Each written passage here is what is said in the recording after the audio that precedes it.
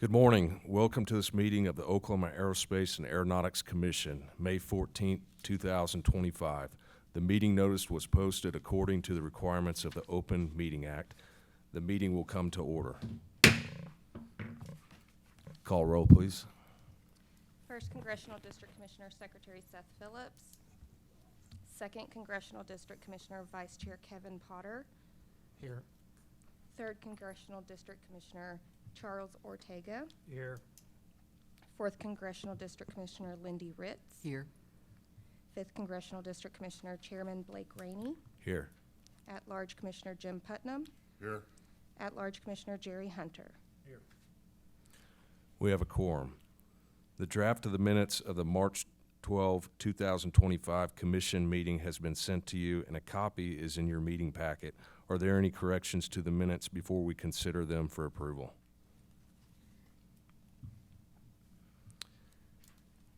If there are no corrections, I will accept motions to approve the minutes. Move approval. Second. Okay, we've got a motion and a second. Any discussion? Call the roll, please. Commissioner Potter. Abstain. Commissioner Ortega. Aye. Commissioner Ritz. Aye. Chairman Rainey. Aye. Commissioner Putnam. Abstain. Commissioner Hunter. Aye. Motion passes. First up is item 4, approval to fill position. Director, you're recognized.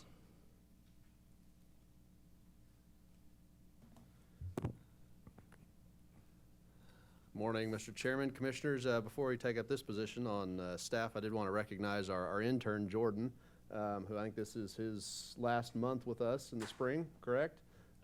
So he did a good job for us this past semester, and we wish him well as he goes off to enjoy his summer. I don't know if he's going to enjoy or work, but anyway, thank you for serving us, and he was a good intern. We always have a good cadre of interns at the agency, and it gives them the full experience of what we have. So let's give Jordan a little round of applause.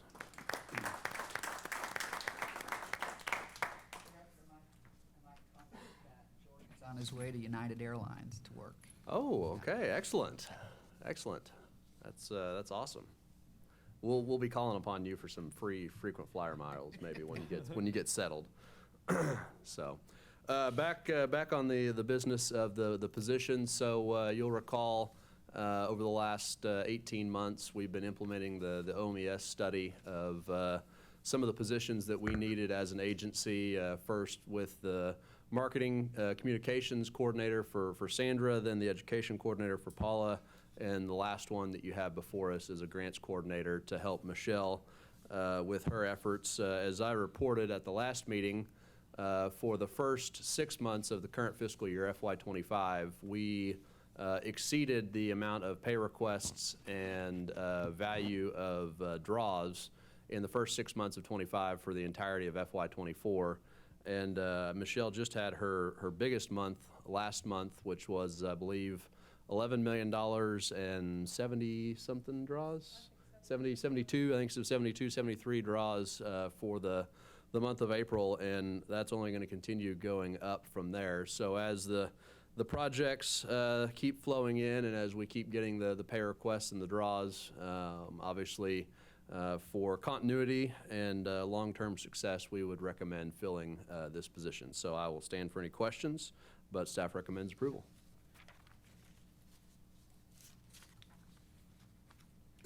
Move approval. Do I have a second? I second. Any discussion?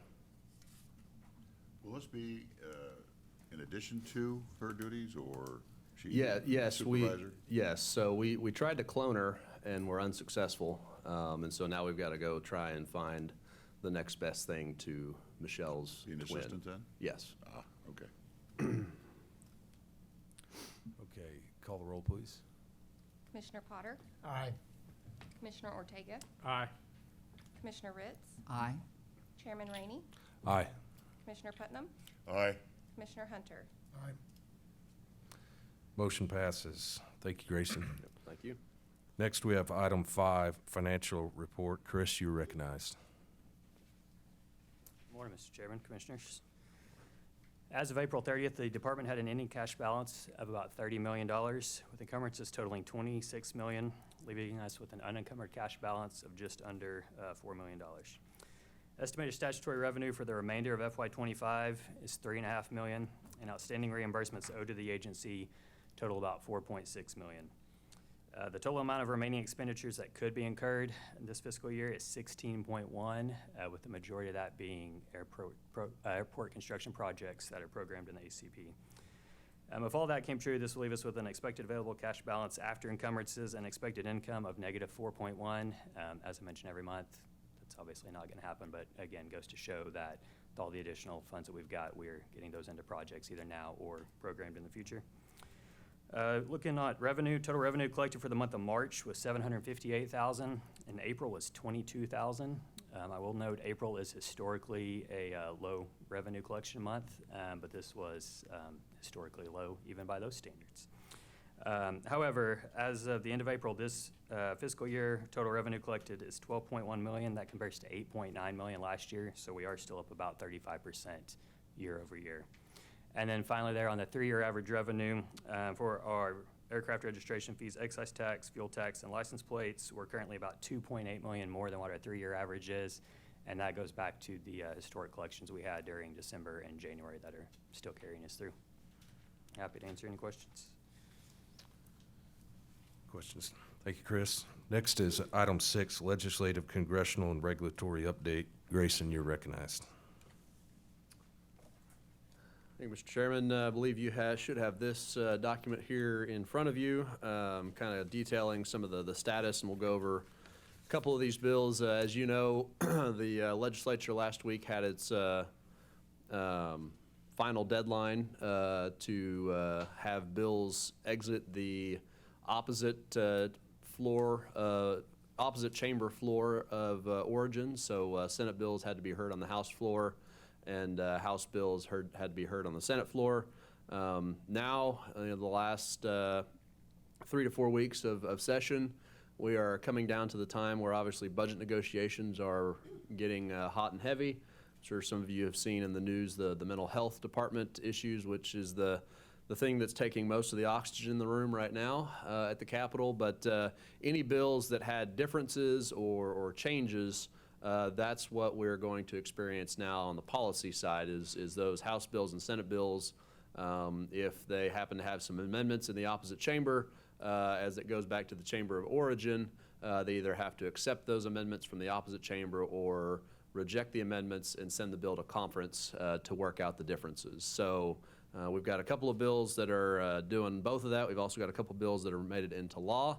We'll go down a couple of the agency priorities that we asked about. The UAS AAM bill started off with 2, Senate Bill 920 and House Bill 2266.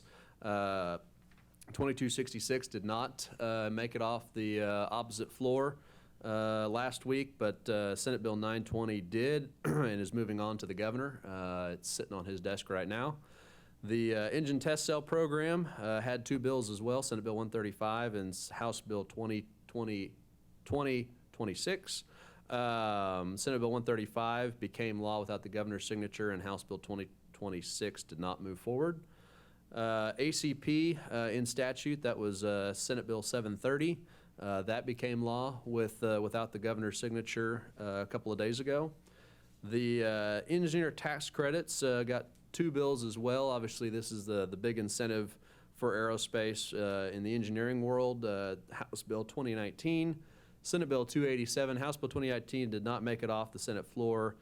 Senate Bill 287, unfortunately on the House side, had its title and enacting clause struck as a procedural move to give them some more time to work it out since it does have a fiscal impact. So that bill will, hopefully, the Senate will reject the House amendments and send the bill to conference, and they'll get that worked out, restore the title, restore the enacting clause, and have both chambers pass it and get it off to the governor before the end of the month when they sine die. One bill we were looking at that we were kind of concerned with, which was House Bill 2312. That was a bill that would negatively impact the UAS industry. It did not move forward. Senate Bill 912, as we've talked about, is the ODAA legislation. That did move forward and is on the governor's desk for consideration. Right now, the budget portal, if you guys go to the House website, there's a budget portal that shows you all the different positions of the House and Senate over the last couple of months. Right now, our budget's looking fairly flat on the recurring revenue side. I think there may have been a $500,000 plus up in one of the chambers.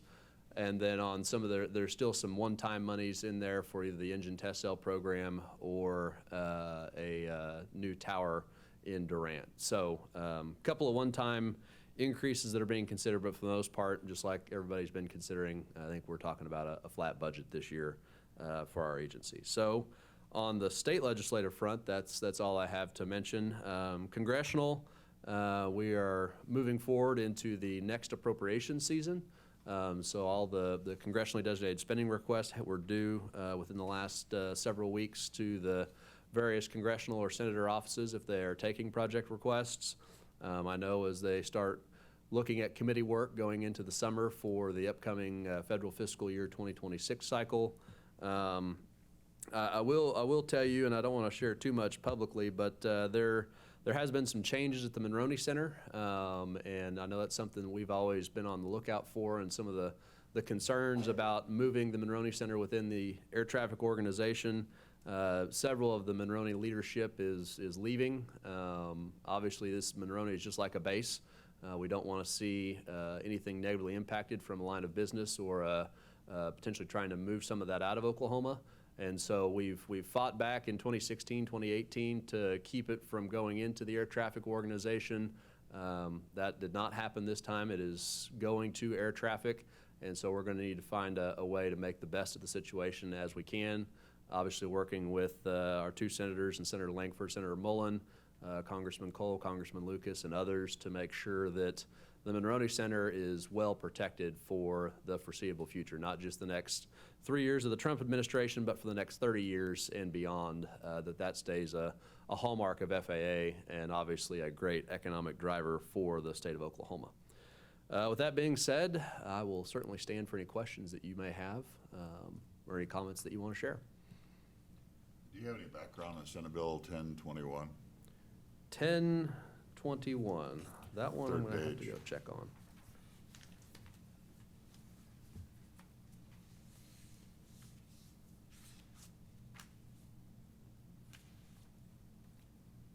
That one I don't. I'll have to get back to you on that one, Commissioner. Okay. There's been a lot of chatter on social media about dispersal projects. I would imagine that that's probably what that's getting at. Obviously, the bill, I don't even think got a hearing in the committee that it was supposed to go to, so it's dormant for now. But I think your assertion would probably be fairly accurate. Yeah. Mm-hmm. Right, right. Thank you. Yep. Thank you, Grayson. Next up is item 7, Airport Construction Grant Program Change Orders. Michelle, you're recognized.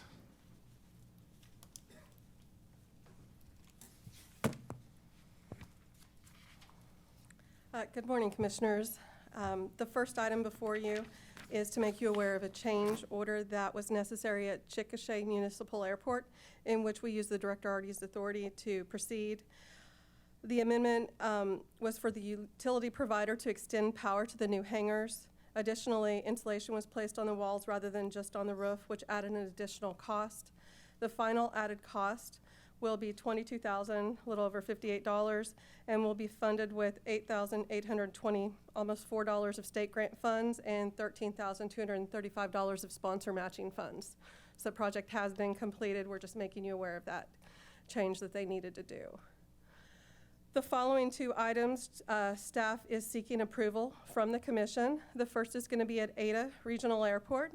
The change order is necessary due to the condition of the pavement and additional milling required before the overlay, as well as additional inspection services. The estimated additional cost will be $202,700 and almost $32,000, and will be funded with $182,458 of federal grant funds, $10,136 of state grant funds, and $10,138 of sponsor matching funds. Finally, at West Woodward Regional Airport, They also have a change order necessary for the utility provider to bring services to the new south development area of the airport, as well as for the utility to tap the water line and relocate the water meter to accommodate the entrance of the water line in the hangar office. The estimated additional cost is expected to be $25,290, almost $3,000, and will be funded with that amount of prep funds. I will stand for any questions. Staff does recommend approval on the changes for Ada and West Woodward. Any questions? Do we have a motion to approve items 7B and C? I so move. We have a motion. Do I have a second? Second. Is there any discussion? Call roll, please. Commissioner Potter, Aye. Commissioner Ortega, Aye. Commissioner Ritz, Aye. Chairman Rainey, Aye. Commissioner Putnam, Aye. Commissioner Hunter. Aye. Motion passes. Thank you. Next order of business is item 8, Airport Construction Grant Program Consent Docket. Commissioners may request that any or all items on a consent docket be considered individually. Michelle, please continue. Thank you. Staff is seeking approval of a state grant for a project that is currently identified in the department's ACP at Hinton Municipal Airport. The project will construct a row of 5 consecutive 45 by 41 box hangars and apron. Based on bids, the total project cost is $992,058 and will be funded with $545,632 of federal grant funds, $396,823 of state grant funds, and a sponsor match at $49,603. I don't think anyone from Hinton is here. Let's see. Okay. And then next, we do have, staff is also seeking an approval for a project that is currently identified at the University of Oklahoma Max Westheimer Airport. This will consist of an environmental assessment and a design for the airfield optimization project.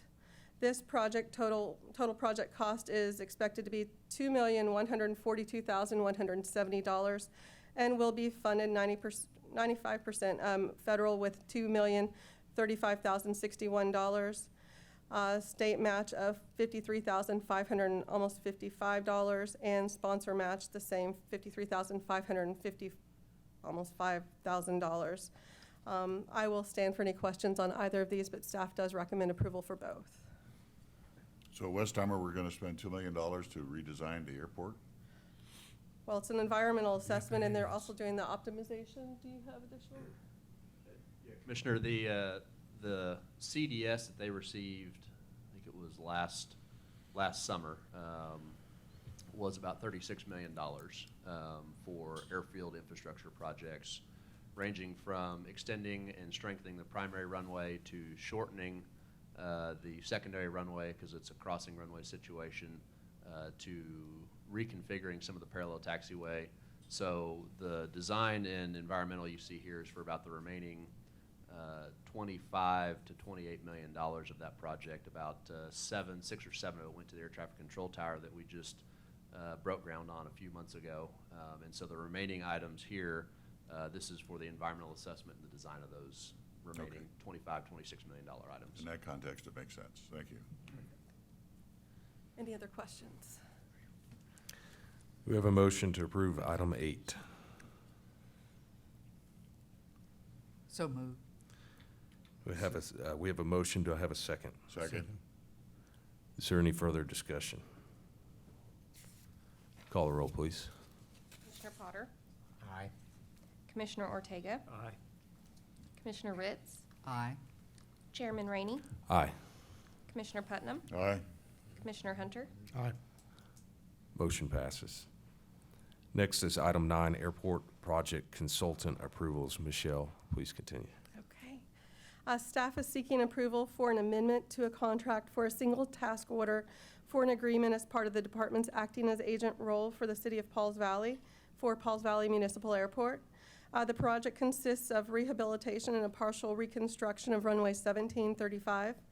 The additional scope includes a survey for the midfield connector, the west side of the runway within the RSA, and the PAPIs on the north end.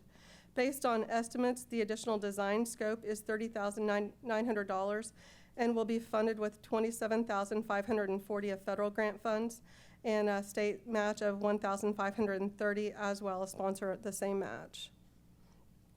Staff is also seeking approval for a contract as part of the department's acting as agent role for the city of Anadarko for the Anadarko Municipal Airport. This project consists of a crack seal and seal coat of the runway, apron, and connector taxiway pavement. The estimated cost for the design phase of the project is $43,050. Will be funded with $40,897 of state grant funds and $2,153 of sponsor matching funds. I'll stand for any questions for either of these, but staff does recommend approval for both. Any comments? Do we have a motion to approve item 9? So moved. We have a motion. Do I have a second? Second. Is there any discussion? Call the roll, please. Commissioner Potter, Aye. Commissioner Ortega, Aye. Commissioner Ritz, Aye. Chairman Rainey, Aye. Commissioner Putnam, Aye. Commissioner Hunter. Aye. Motion passes. The next order of business is item 10, on-demand airport consulting contract approval consent docket. Commissioners may request that any or all items on a consent docket be considered individually. Michelle, please continue. Thank you. So for this item, the commission will consider authorizing staff to enter into contracts for on-demand services for design phase, plans and specification reviews, and other engineering or planning activities related to the development from projects from the concept phase up until the bidding phase. Services to be considered for approval and their associated not-to-exceed limits, which are to be funded with state funds from ODAA, are as follows. So we have Hewitt-Zollers, KSA, and Lochner, all three for plans and specification review, $75,000 for each. Additionally, item B, staff is asking the commission to consider authorizing us to enter into contracts or amend on-demand services for construction management, inspection, bid review, project closeout support associated with projects from bidding phase until completion and closeout of each project. Services to be considered for approval and their associated not-to-exceed limits, which are again to be funded with state ODAA funds, are Garver, Hewitt-Zollers, and Park Hill, all for construction management, inspection, and bid review at $75,000. In addition, Lochner, the same, but theirs will be a contract amendment. We currently have a contract with them. We just want to amend that and add some additional dollars there. I'll stand for any questions for either of these. We do recommend approval for all. We've used them in the past, right? Yes, ma'am. Do we have a motion to approve item 10? I so move. We have a motion. Do I have a second? Second. Is there any discussion? Call the roll, please. Commissioner Potter, Aye. Commissioner Ortega, Aye. Commissioner Ritz, Aye. Chairman Rainey, Aye. Commissioner Putnam, Aye. Commissioner Hunter. Aye. Motion passes. Next is item 11, acting as agent approval. Michelle, please continue. For this item, staff is seeking approval to act as agent for the City of Shawnee and support their infrastructure investment plans for Shawnee Regional Airport. The next two acting as agent projects consist of the construction of the new T-Hanger taxi lane and the rehab of the existing taxi lane and apron, and construction of Phase 1 of the taxiway to support their new southeast development area. Final project costs will be provided for final approval once bids are received. So at this point, we're just seeking approval to act as their agent. I'll stand for any questions. Staff does recommend approval. What's the reason behind needing to act as their agent?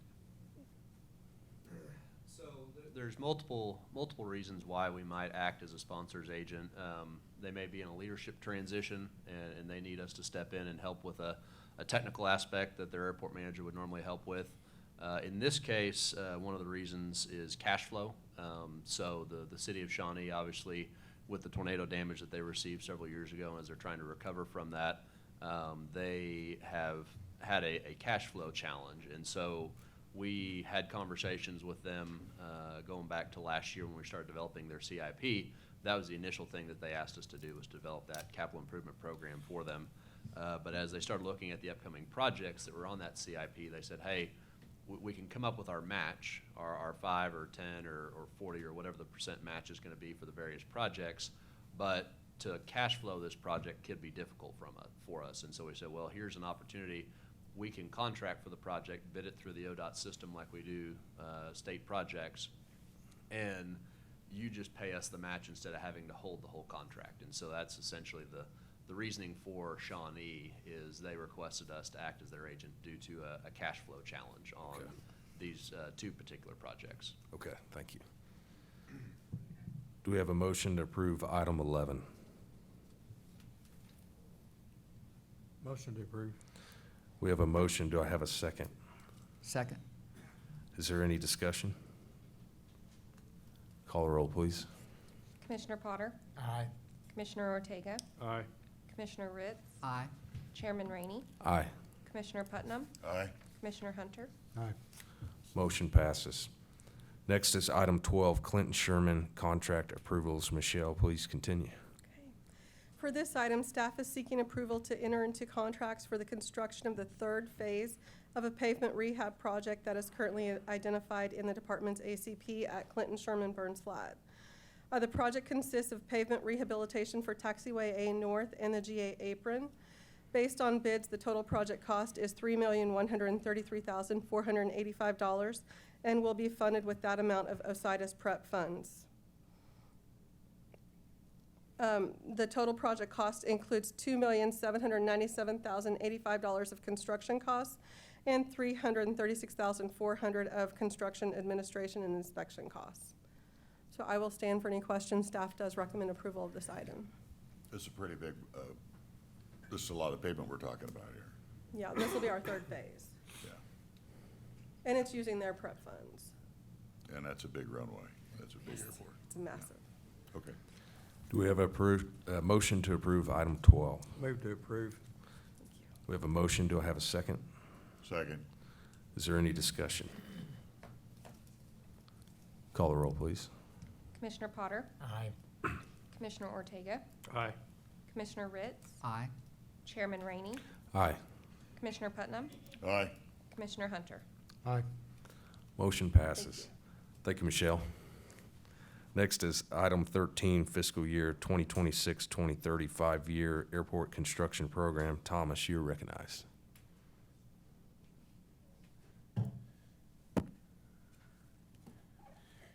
Good morning. I'm not quite as practiced at this as Nick, but we'll give it a shot. Just for the record, Nick is decidedly preoccupied with a 2-day-old. That'll fix it. It's his fault. Just around the corner. All right, if we're ready.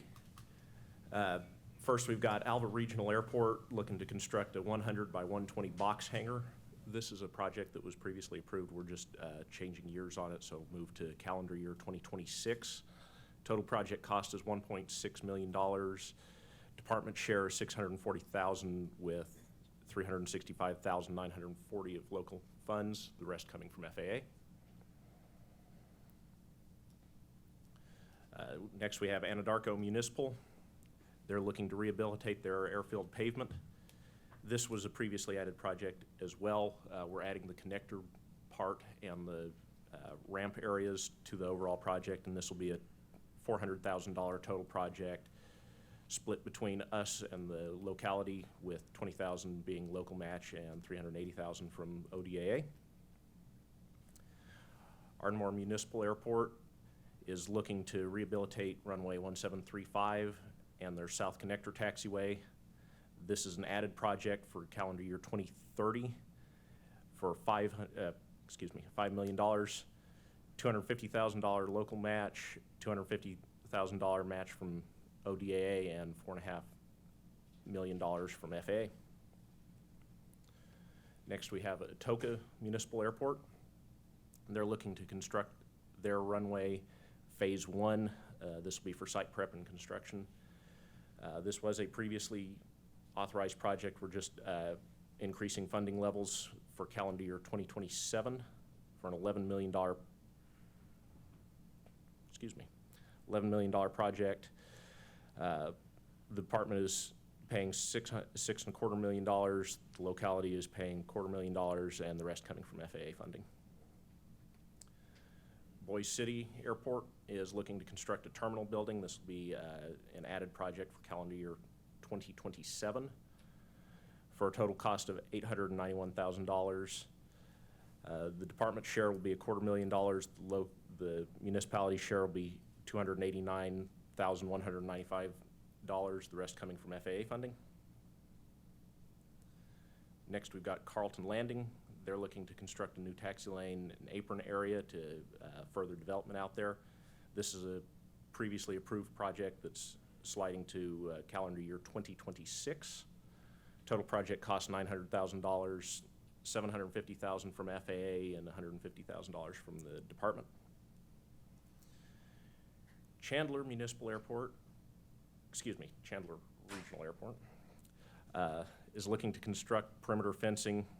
This is an added project for calendar year 2025 for a total cost of $400,000, $380,000 from the department, $20,000 from the municipality. Again, Chandler Regional Airport is looking to construct a terminal building. This will be a calendar year 2027 project for a total cost of $1 million, split evenly between ODAA and the city of Chandler. One more Chandler project, looking to rehabilitate their runway. This will be a calendar year 2027 project, slid forward from 2029. Total project cost is $2.5 million. FAA is putting in $2.25 million from that. The remaining is split between ODAA and local match for $125,000 apiece. Chickasha Municipal is looking to construct a 120 by 120 box hangar. This will be a calendar year 2026 added project for a total project cost of $1.63 million. Department's share will be $651,520. The locality share will be $274,724, and the remainder paid by FAA.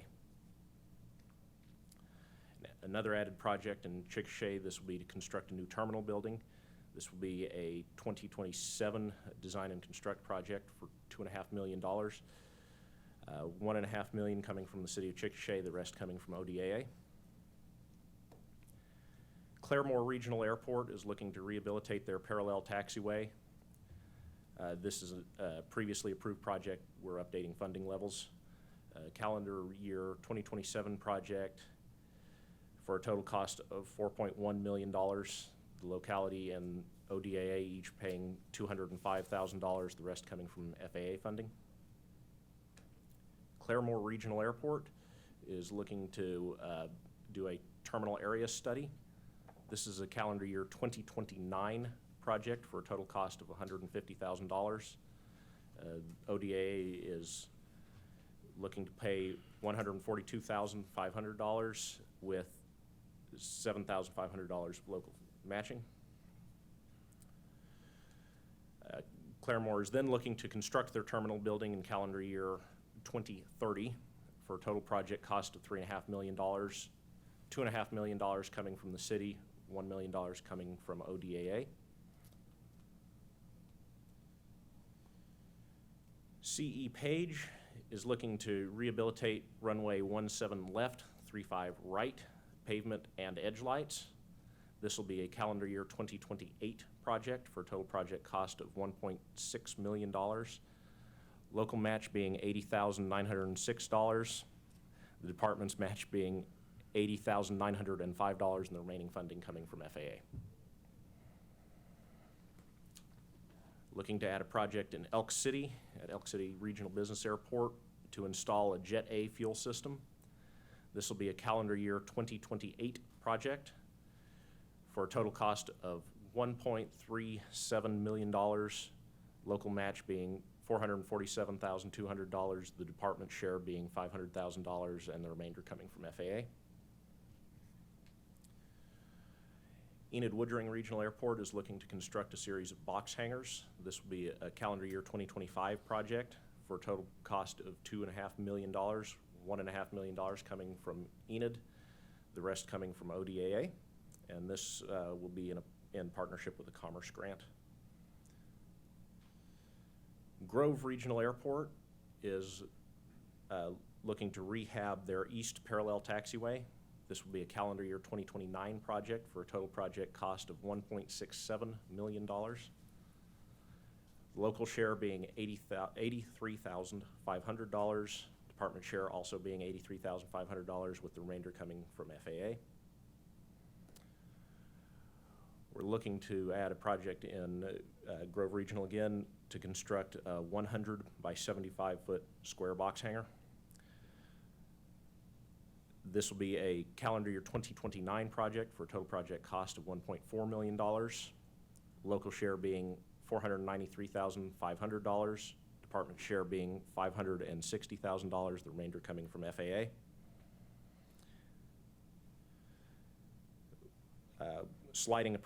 We are sliding a project up for Guthrie Edmond Regional Airport.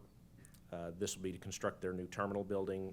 We're looking to do it in calendar year 2025 for a total project cost of $4.5 million. $500,000 each from the sponsor match and ODAA, with the remainder coming from FAA.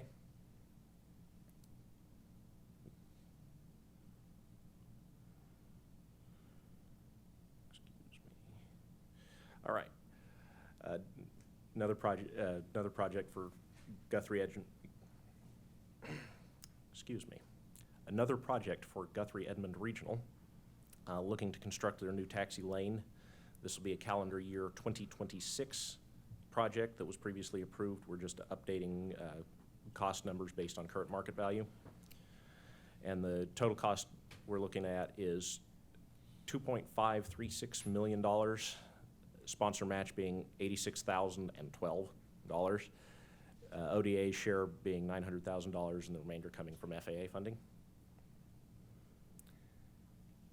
Guyman Municipal Airport, we're looking to add taxiway lighting, fillet, and beacon rehabs. This will be a calendar year 2030 project for a total project cost of $2 million, $100,000 each from the sponsor and ODAA, with the remainder coming from FAA funding. Halliburton Field in Duncan, we are looking to add construction of box hangars.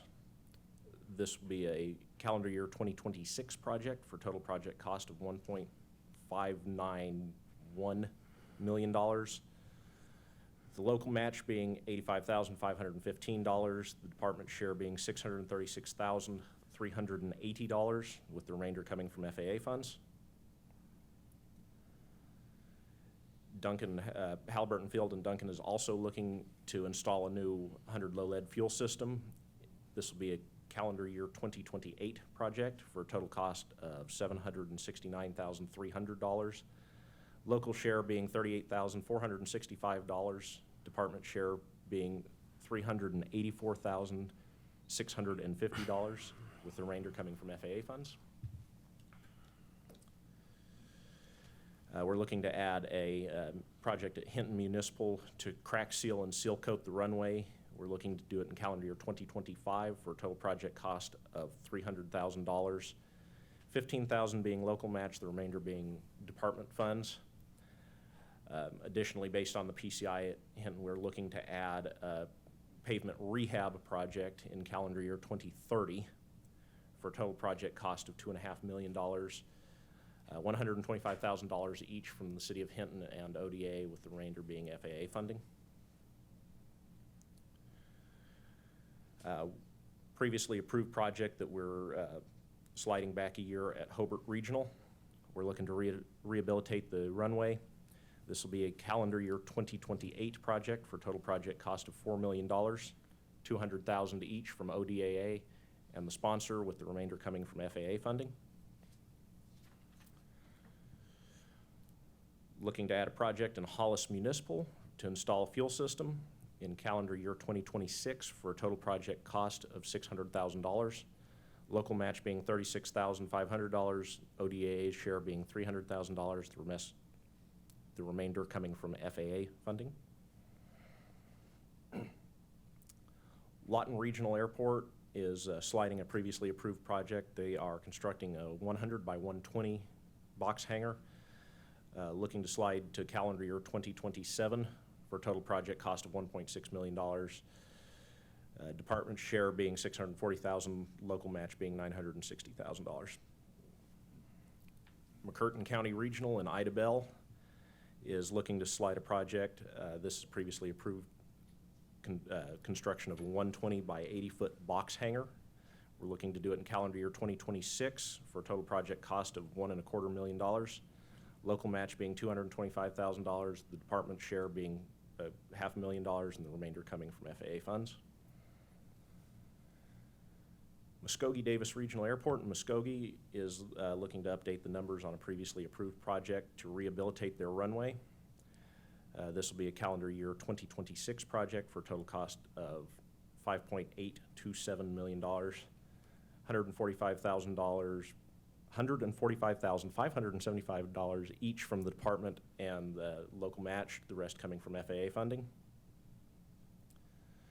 Another project in Muskogee to construct box hangars. This will be a added project in calendar year 2026 for a total project cost of $2.1 million. $110,000 local match, $840,000 from ODAA, the remainder coming from FAA funding. Okmulgee Regional Airport is looking to slide a previously approved project calendar year 2026 to construct their new terminal for a total project cost of $2.5 million. $1,030,232 from the local match, $1 million from ODAA, and the rest coming from FAA funding. And that is our halfway point.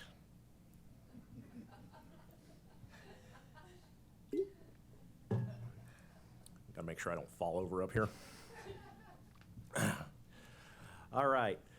Updating numbers for a previously approved project in Pauls Valley. We're looking to reconstruct runway 1735 in calendar year 2025 for a total project cost of $8.16 million, $204,000 coming from the local match and ODA, the rest coming from federal funding. Robert S. Kerr Airport in Poteau is looking to slide a previously approved project calendar year 2025. This will be to construct box hangars for a total project cost of $1.1 million. $55,000 local match, $440,000 from ODA, the rest coming from federal funding.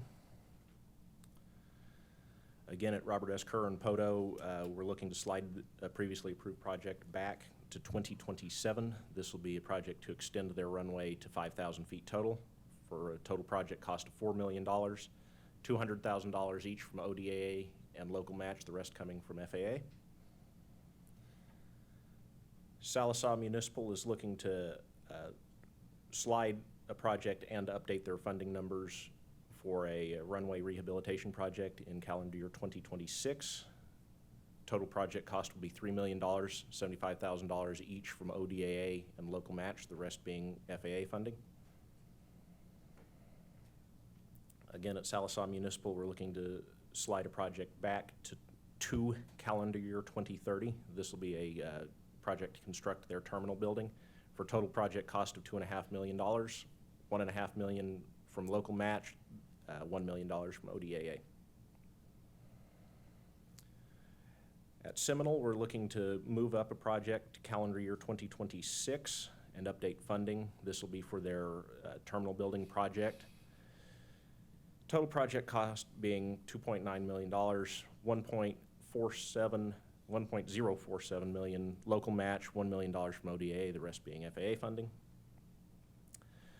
We're looking to add a project at Shawnee to rehabilitate their taxi lane and apron areas in calendar year 2025 for a total project cost of $329,675.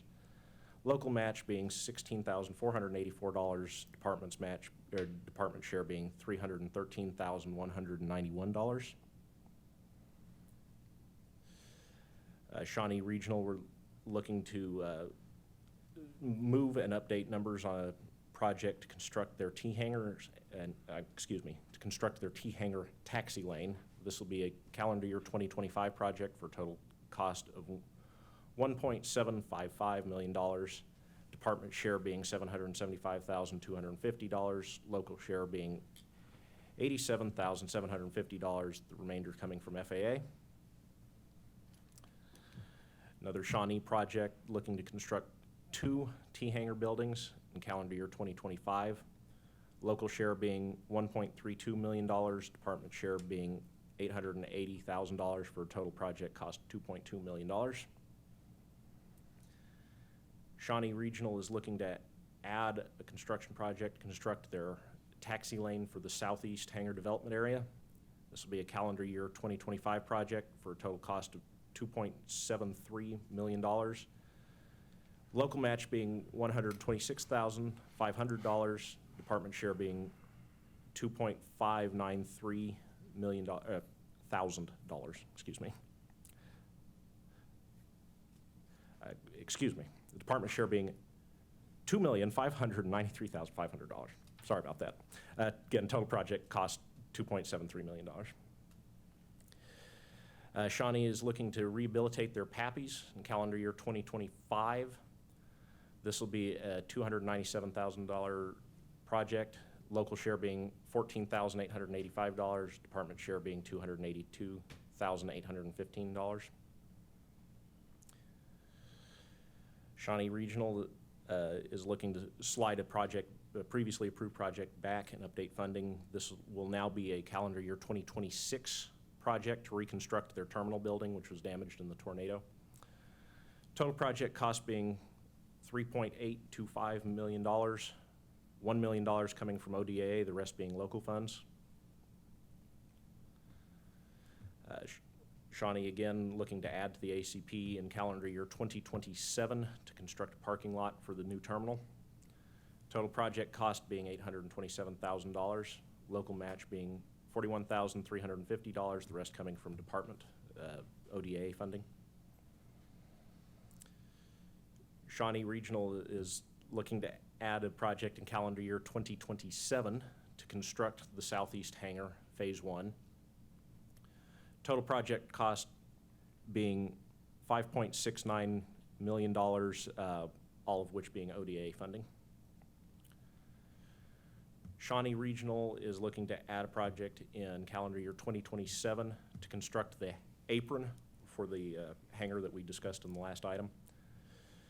This will be a $1,235,500 total project cost. Local match will be $41,275, the remainder coming from ODA funding. Shawnee Regional is looking to add a calendar year 2027 project to construct roads and utilities to that southeast hangar area. Total project cost being $1.65 million. Local match being $82,500, the remainder coming from ODAA. Shawnee Regional is looking to add a calendar year 2027 project to install a fuel farm for 100 low lead and Jet A. Total project cost being $1,423,920, and it is an even split between the locality and ODAA. Skytook Municipal is looking to add a calendar year 2025 project to construct a T-hangar apron. Total project cost being $879,300, local match being $43,965, the remainder coming from ODAA.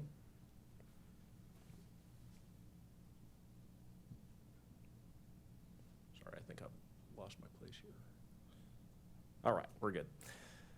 South Grand Lake Regional is looking to slide back a previously approved project. They're waiting on road relocation to get this done. But it'll be a rehabilitation and a runway extension project in calendar year 2028 for a total project cost of $500,000, local match being $25,000, the remainder coming from ODAA. Stigler Regional is looking to construct box hangars on their south parallel taxiway.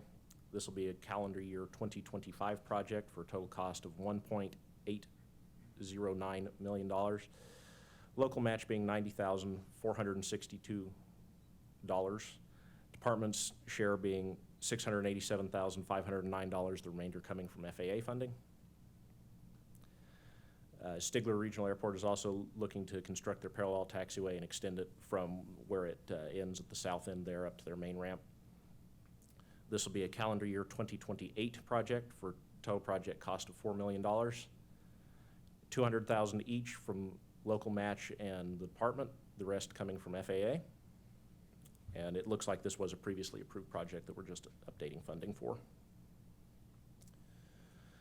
Stillwater Regional looking to update costs on a parking lot project for their new terminal building. This will be a calendar year 2025 project for a total cost of $700,000. Local match being $35,000, the rest coming from ODAA. Sulphur Municipal Airport is looking to slide a project back to calendar year 2026 for the construction of their two 50 by 50 box hangars.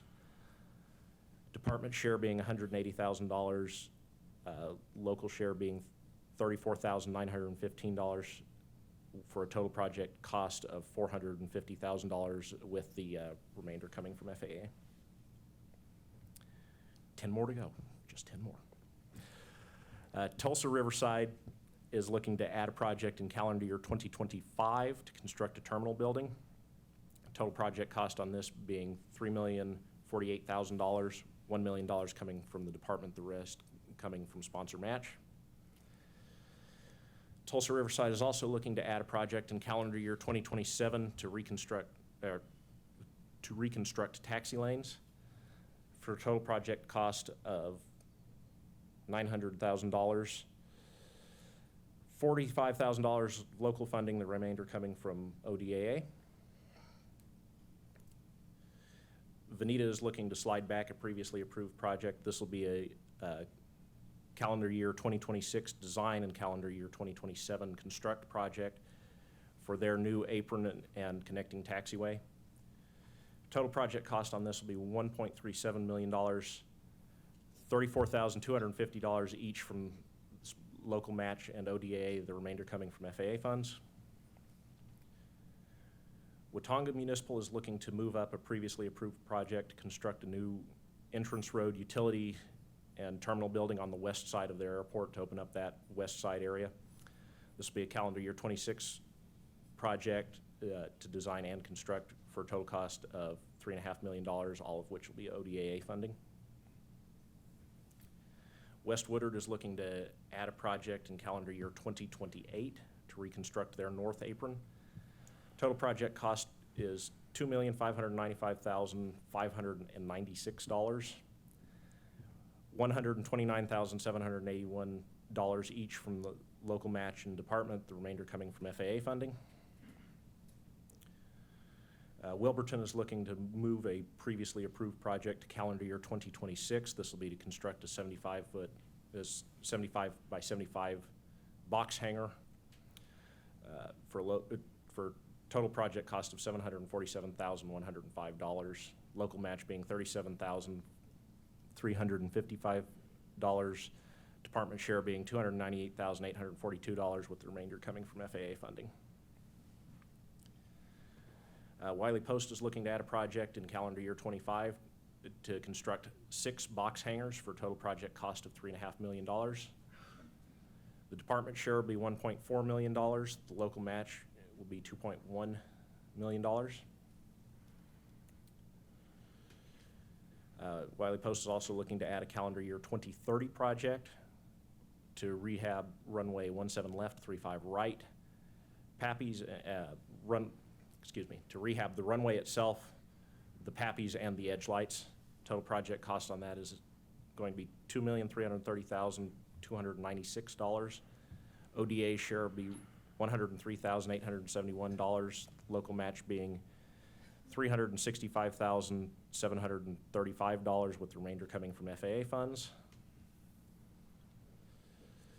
The penultimate project will be adding a project at William R. Pogue in Sand Springs to rehab their runway in calendar year 2030. Total project cost will be $4 million.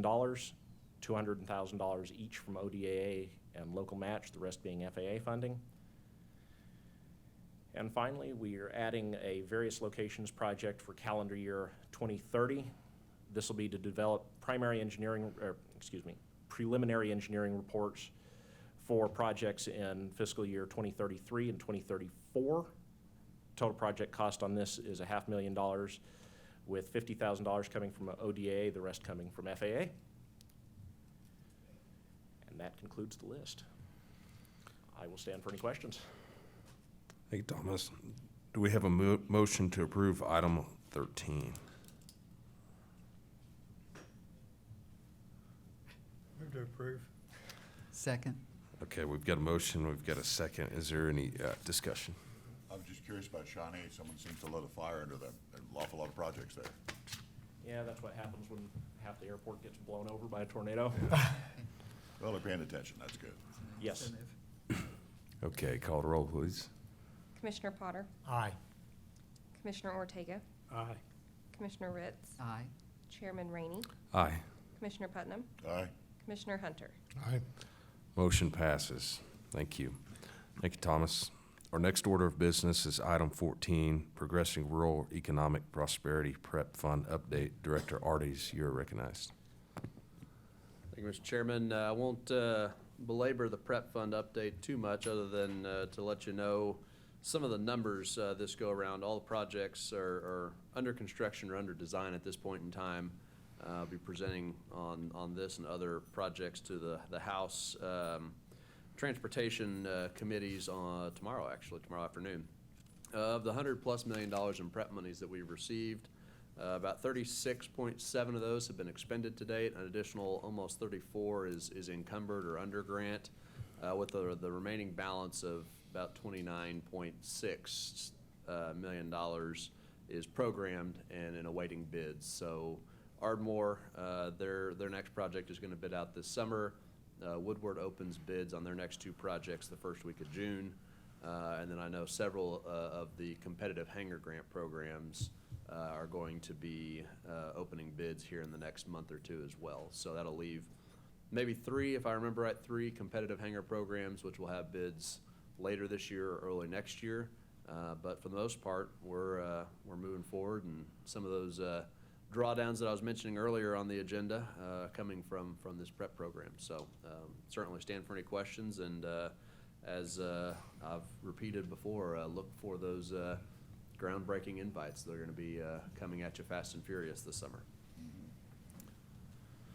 Thank you, Grayson. Next is item 15, Unmanned Aircraft Systems Contract Award. Grayson, please continue.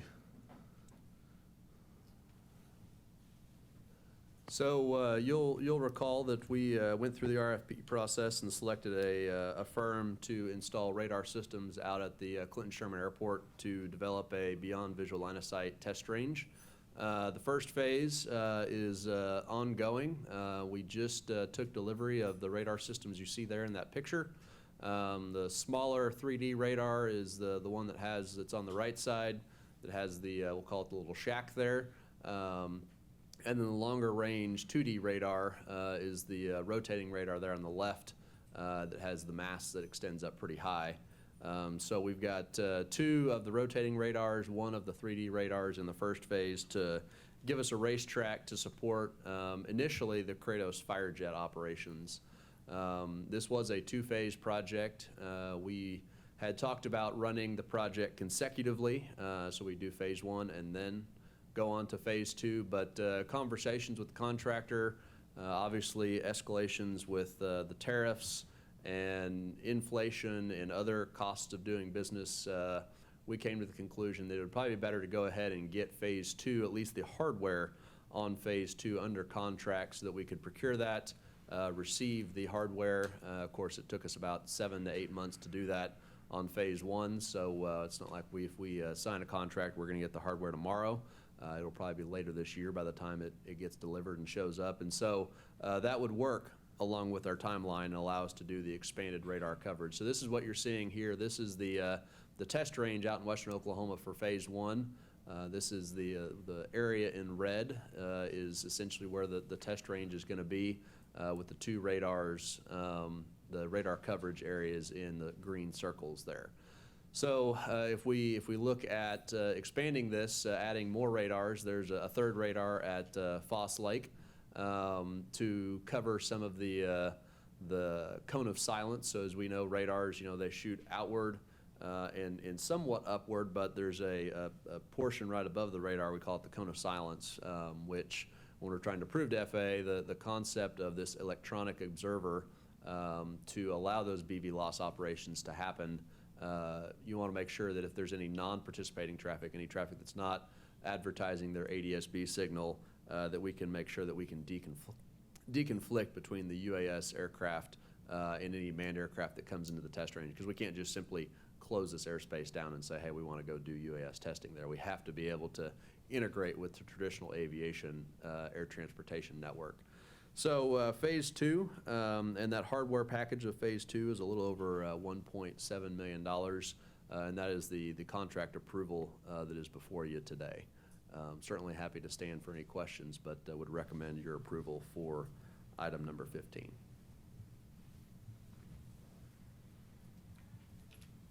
Any questions? So we will be running this program, or we're funding it and MITRE or someone else is running it? So we are funding the program, and obviously Doug will be out there to oversee it, but we will not be operating this on a daily basis. It could be operated from shack's not the right word, but from the operating office there on that trailer. It can be operated remotely, and Vigilant is going to be the contractor that's going to be operating this on a day-to-day basis. Obviously, we'll have oversight responsibility and making sure it's done correctly. MITRE is a contractor that we have on staff. It's one of those federally funded research and development organizations that we had talked about, and they are doing a lot of the radar coverage estimation in support of the project. So, no, we will not be out there every single day. We want Doug to be in the office as much as he would want to be out there in that climate-controlled radar equipment building. We certainly have expertise with Vigilant that's going to operate that for us. How long will this run for? How long will the program run for?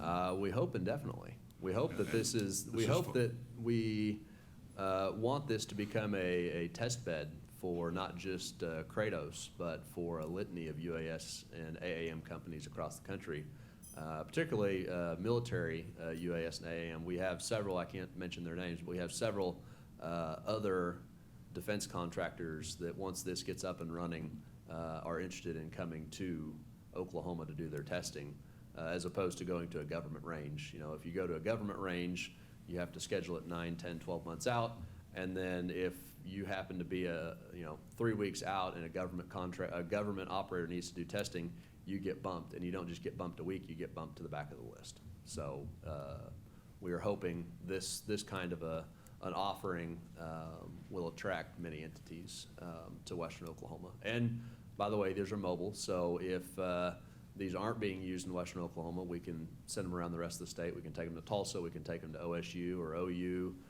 or the Choctaw Nation or the Osage Nation, and support their UAS testing activities as well. How long will this run for with these funds? Oh, with these funds, so in theory, the radars hopefully will be good for 7, 10, maybe 12 years. The operational costs, there'll be an annual operational cost. That is not what we're approving today, the operational cost. That operational contract from phase 1 is still running through a 24-month window. When we get past that 24-month window, we will come back to you for another contract extension for the operational side. So this is just for the hardware acquisition and Okay. the software acquisition today. Thank you. Yeah. Do we have a motion to approve item 15? I so move. We have a motion. Do I have a second? Second. Is there any further discussion? Call the roll, please. Commissioner Potter, Aye. Commissioner Ortega, Aye. Commissioner Ritz, Aye. Chairman Rainey, Aye. Commissioner Putnam, Aye. Commissioner Hunter. Aye. Motion passes. Next is item 16, Unmanned Aircraft Systems Infrastructure Investment Program. Grayson, please continue. Thank you, Mr. Chairman. So item 16 is another UAS infrastructure investment. You'll remember we have three major projects that we have in theory programmed. One was the Clinton Sherman Test Range, another was the Tulsa Drone as a First Responder and Commercialized Drone Delivery. And the third is our partners at the Oklahoma National Guard and the test range they're trying to stand up at Camp Gruber.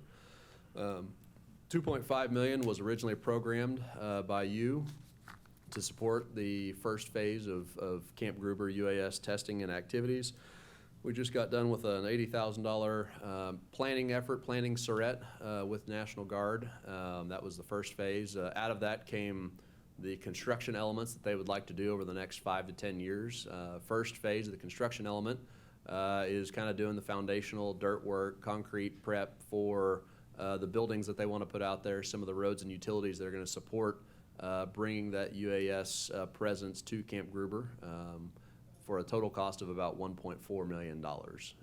So 1.4 with the $80,000 or so, you're looking at about 1.5, so it'd be about $1 million balance left on phase one. Obviously, when they are ready to do the next phase of phase one, we'll bring that to you. But today, about $1.4 million for the items that you see here before us. And then my guess, actually it's not a guess, it's a no, that the next phase of phase one will be for the vertical work associated with some of their utility buildings and some of the other things that they're trying to stand up out of Camp Gruber. If you've ever been out there, you know, they have a lot of buildings, they have a lot of, 40,000 acres of testable area. And so that's the benefit to Camp Gruber's and that test site is they have control of the ground, much like the Choctaw Nation has control of their ground over their 44,000 acre range. So if you can control the ground and who is operating on the ground in that environment, that gives you a much better chance to get operational activities in the air over that ground which you control. Certainly stand for any questions. Do we have a motion to approve item 16? So moved. We have a motion. Do I have a second? Second. Is there any discussion? Call the roll, please. Commissioner Potter? Aye. Commissioner Ortega? Aye. Commissioner Ritz? Aye. Chairman Rainey? Aye. Commissioner Putnam? Aye. Commissioner Hunter? Aye. Motion passes. Thank you, Grayson. Next up is item 17, Aerospace and Aviation Education Program Update. Paula, you're recognized. Morning, Commissioners. We're always glad to be here to report on the work in our schools and our work as we cross the state to improve aviation education, aerospace education in Oklahoma. First off, we have been working with the Monroney Center to develop an air traffic control program for our teachers. On the week that the teachers will be in training this summer, and I'll talk more about that in a moment, but Monday, June 9th, the teachers will go to Monroney for a deep dive into air traffic control. We have 112 teachers that will be at training this summer.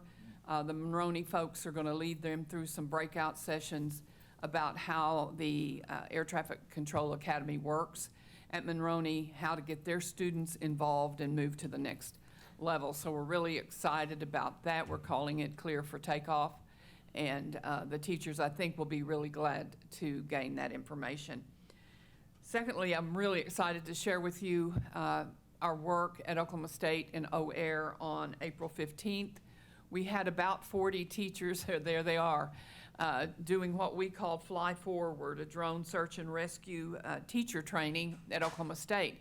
First, they got to hear from the Stillwater police chief, who talked to them about, I'm sure you all heard about the 4 nights of concerts at Oklahoma State, and the police chief was talking to them about the UAS, the drones that were required during that to keep outsiders from flying in with their drones.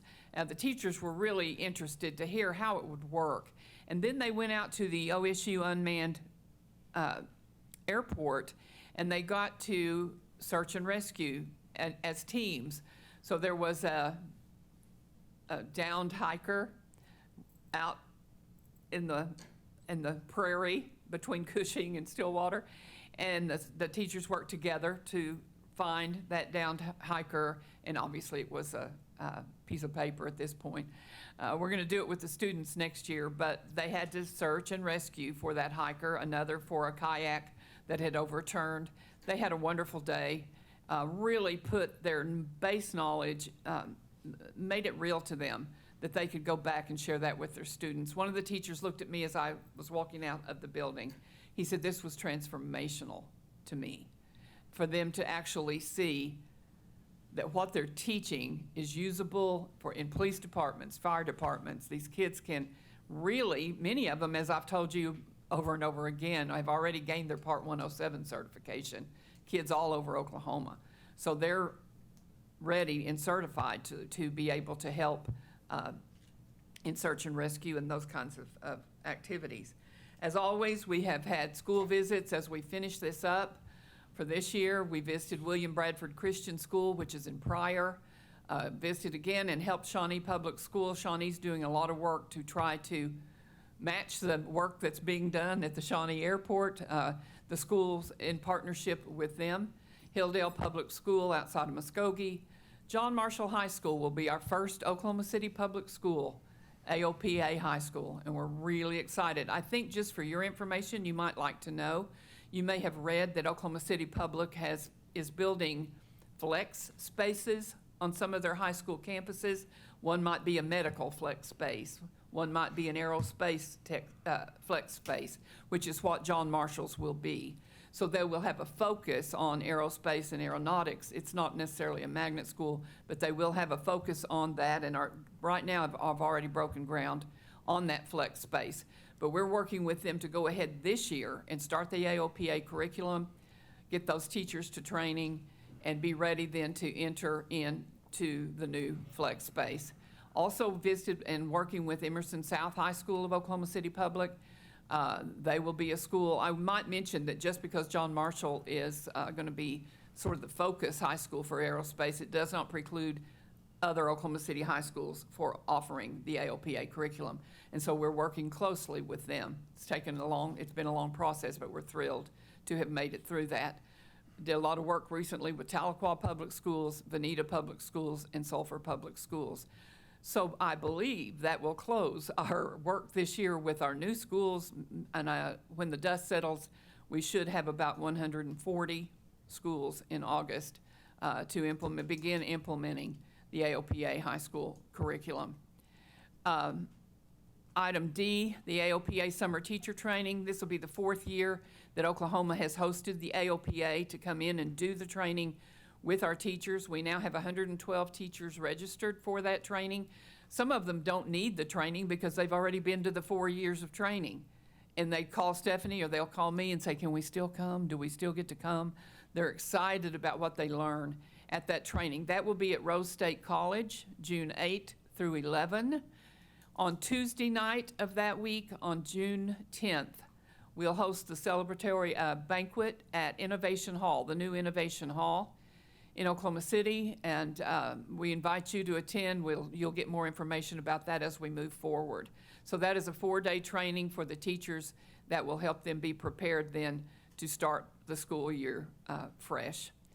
Item E, Northern Oklahoma Student Aero Day, we held in Enid on April 24th at Enid Woodring Airport. They did a great job. We had about 275, 300 students there. I don't know if you recall, but we had Southern Oklahoma Student Aero Day for schools below I-40.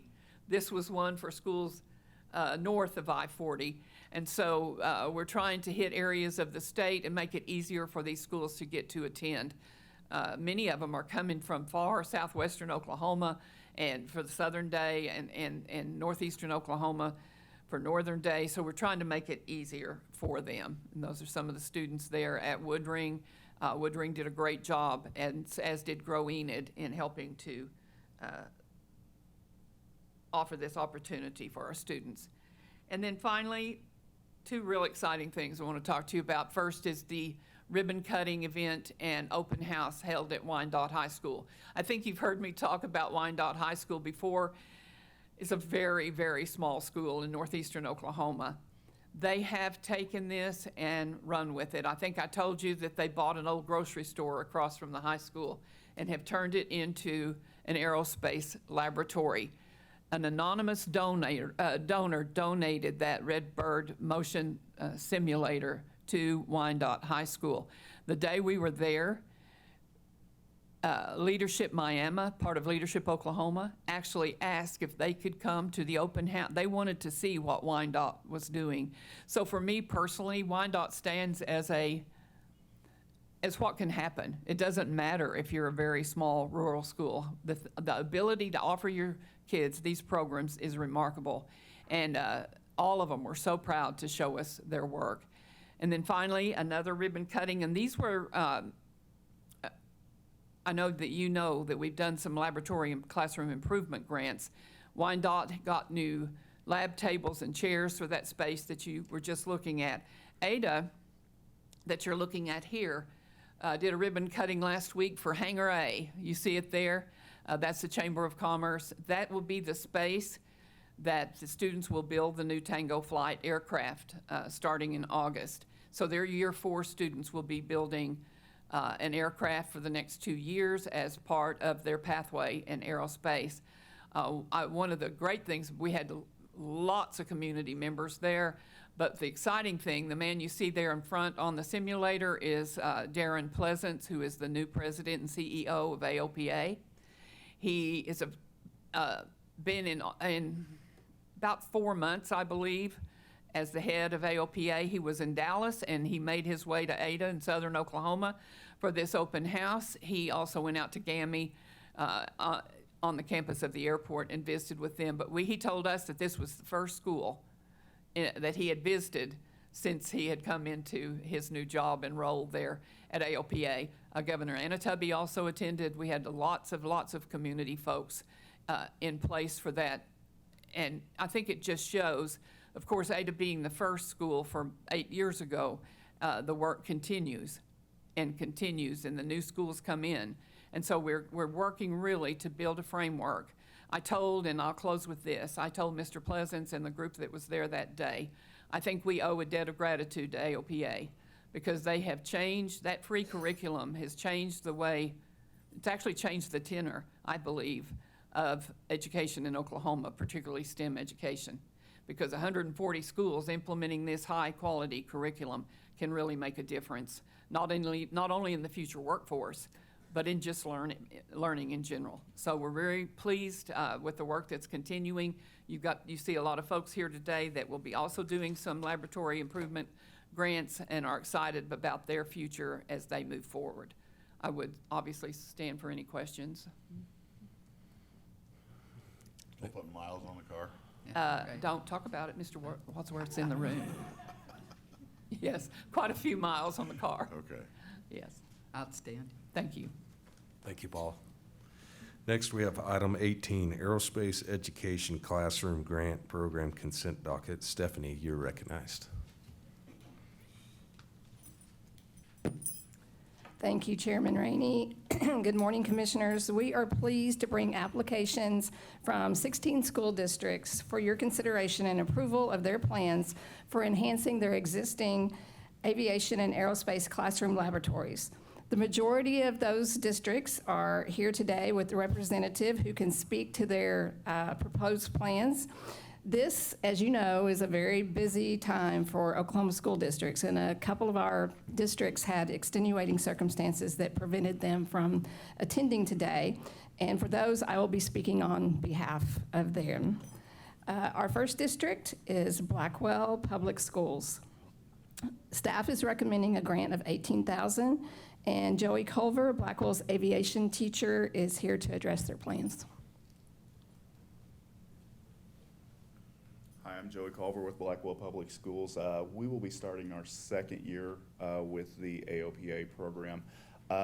Last year, beginning of last year, we received a grant from you that allowed us to buy drones, allowed us to buy a flight simulator. That's the carrot. I've got kids that come in on their break before school at lunch. They want to fly that simulator. The grant that we've wrote for today is going to allow us to buy and replace chairs and tables that are 40 years old. We're going to get a wind tunnel, which allows us to show the dynamics of air movement over foils and that sort of thing. A Wi-Fi weather station. Year 2 is really about the nuts and bolts of flight and seeing what's going on. So this allows us to transition into supporting our kids through that. Any questions? Sounds good. All right. I'm going to go give kids semester tests. Thank you. Bet they love that. Thank you, Joey. Next, we have Bristow Public Schools. Staff is recommending $40,000. Vicki Wilson, Bristow's aviation teacher, is here to address their plans.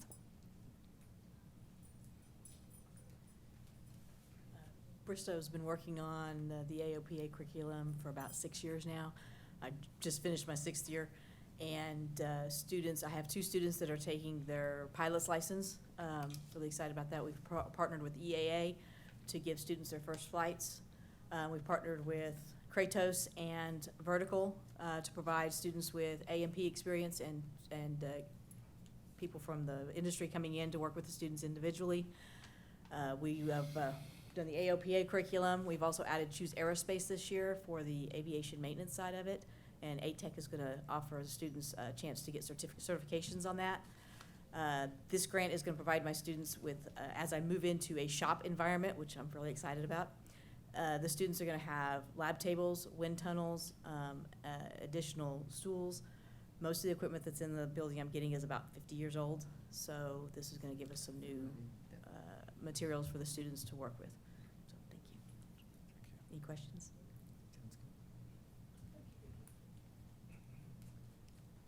Next, we have Broken Bow Public Schools. Staff is recommending $60,000 for Broken Bow, and Michael McGee, the high school principal there, is here to address their plans. Good morning. I just want to say I'm very, very grateful for this opportunity for my students. We recently passed a bond project where we built a new ag and carpentry building. And with that being said, we had the old carpentry building that was a bolt together red iron structure. And instead of taking that building down, we have proposed to build a new aviation classroom and lab in that structure. And so this is going to give our students just a brand new classroom and lab, have ample space to complete projects. We have a flight simulator that we got last year. So we're just very much looking forward to this opportunity. Very, very grateful. All right, thank you.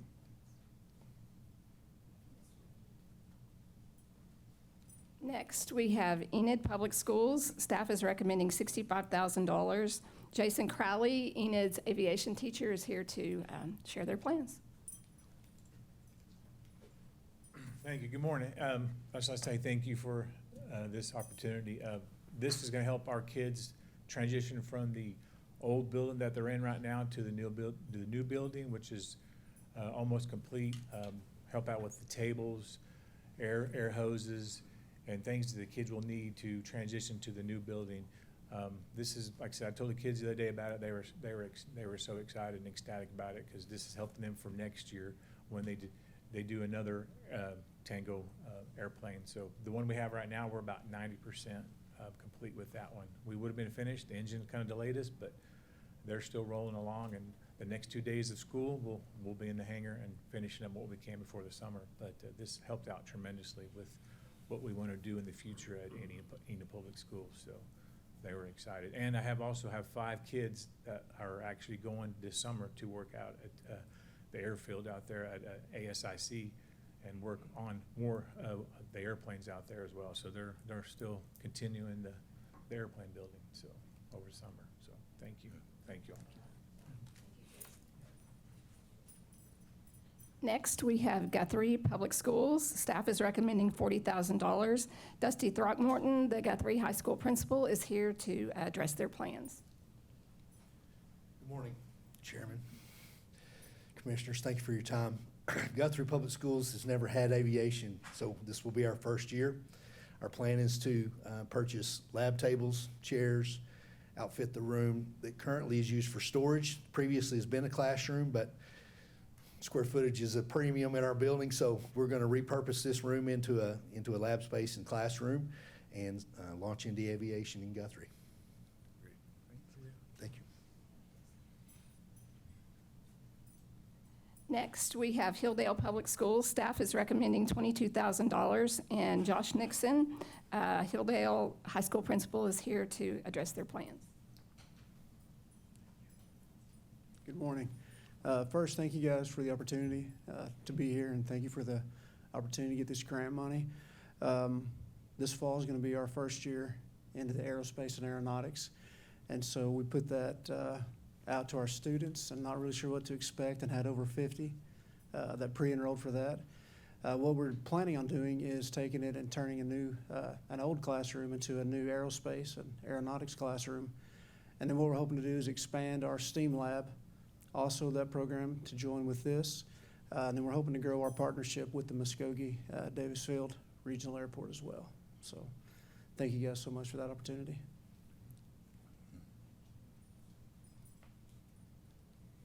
Next, we have Hugo Public Schools, and staff is recommending $20,000. Our aviation teacher in Hugo, Tanner Trent, is here to address their plans. Good morning. First of all, I'd like to thank you guys for the opportunity you've given us to get these grants. We got a grant from you guys last year that allowed us to launch aviation at Hugo High School. And as everyone else, we had outdated desks and tables and chairs, and so we had to get those out of the storage. So this grant is going to allow us to be able to have laboratory space and build a lab for our students to do whatever they need to do necessary in their studies for aviation. So thank you for that. We appreciate you.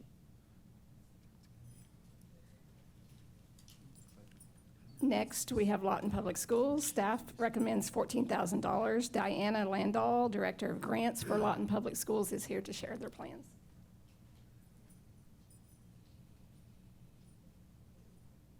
Good morning, and thank you all for this opportunity for our students.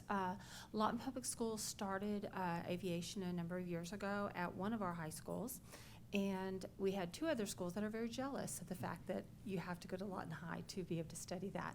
Well, with our numbers going up every year, enrollment is past capacity, so we are expanding our aviation program to a second location, and with this grant, it's going to help outfit that new lab so that all schools, all students at Lawton Public Schools will have the opportunity to study aviation, because it's a growing field and our numbers keep going up in that program. So we're looking forward to being able to offer the extra for our kids. Thank you.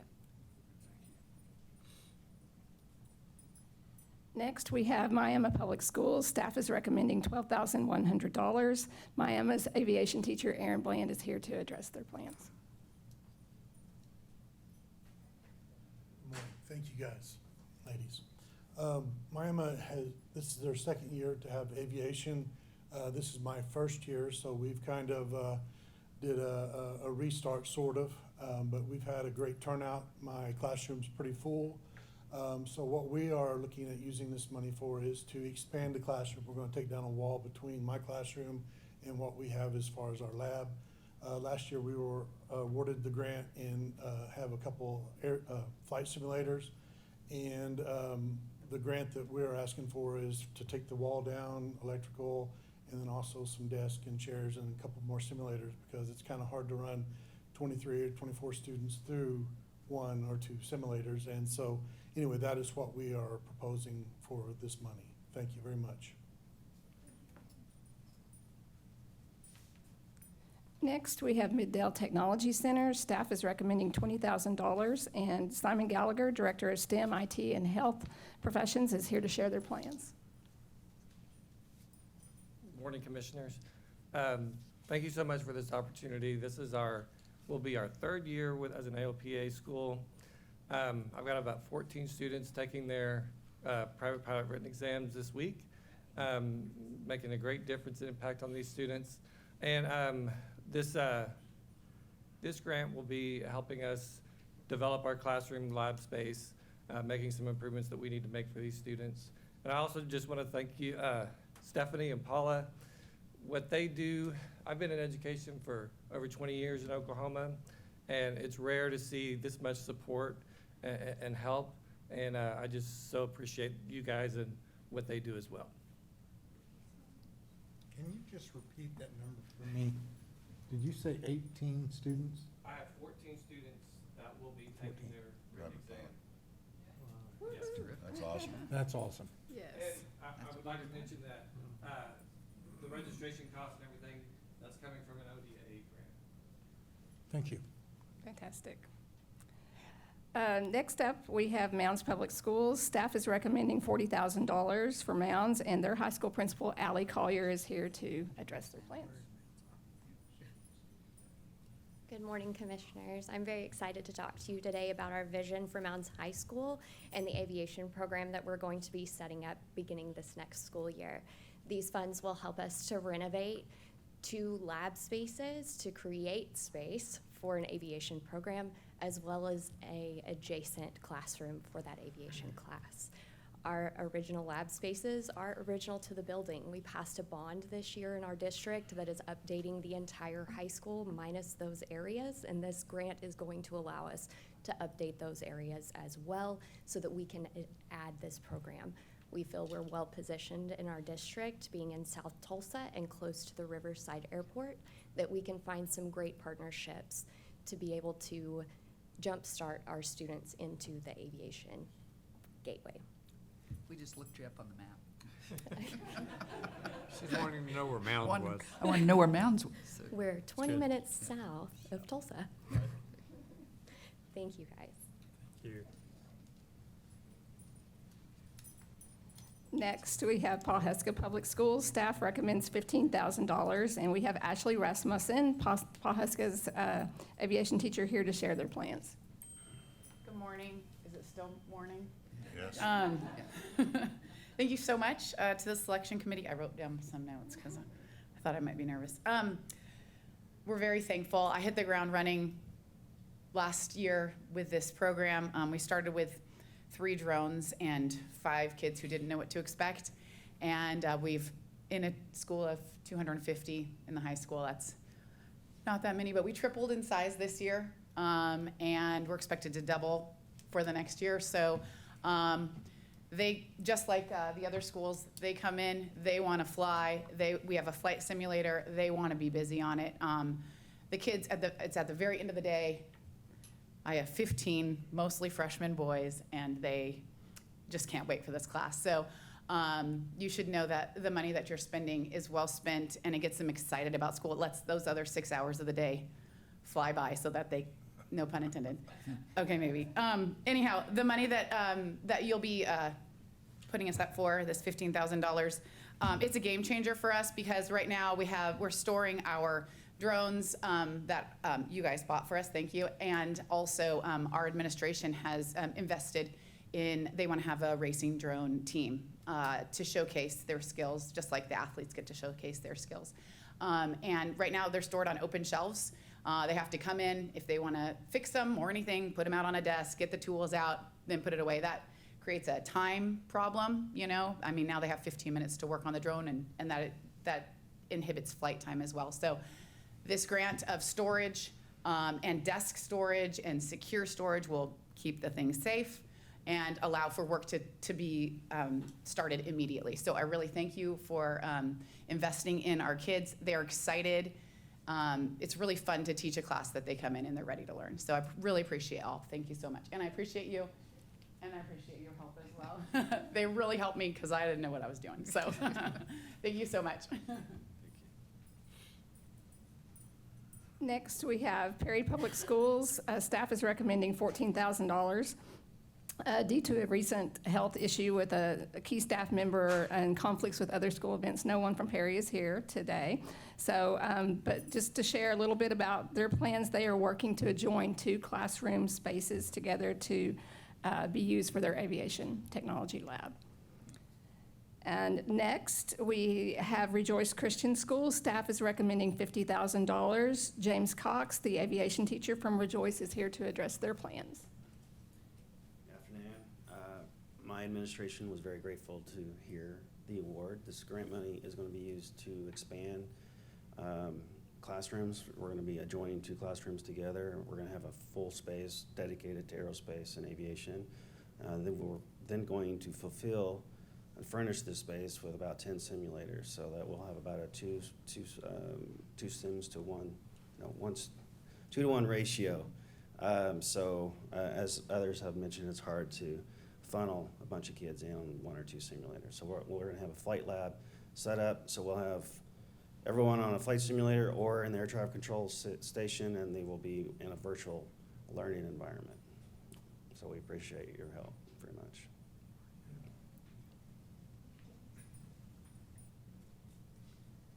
Next, we have Silo Public Schools. Staff is recommending $20,000. Again, this school district, no one was here to attend today due to extenuating circumstances, but Silo's plans are to outfit the classroom with new appropriate laboratory furniture for their aviation lab. And finally, we have Wilson Public Schools. Staff recommends $18,000, and we have Claudia LaBeth, the aviation teacher from Wilson, here to share their plans. Excuse me. The difference this is making with our kids is, people have mentioned that. I'm sorry for being emotional about it. I knew this would happen when I got up here.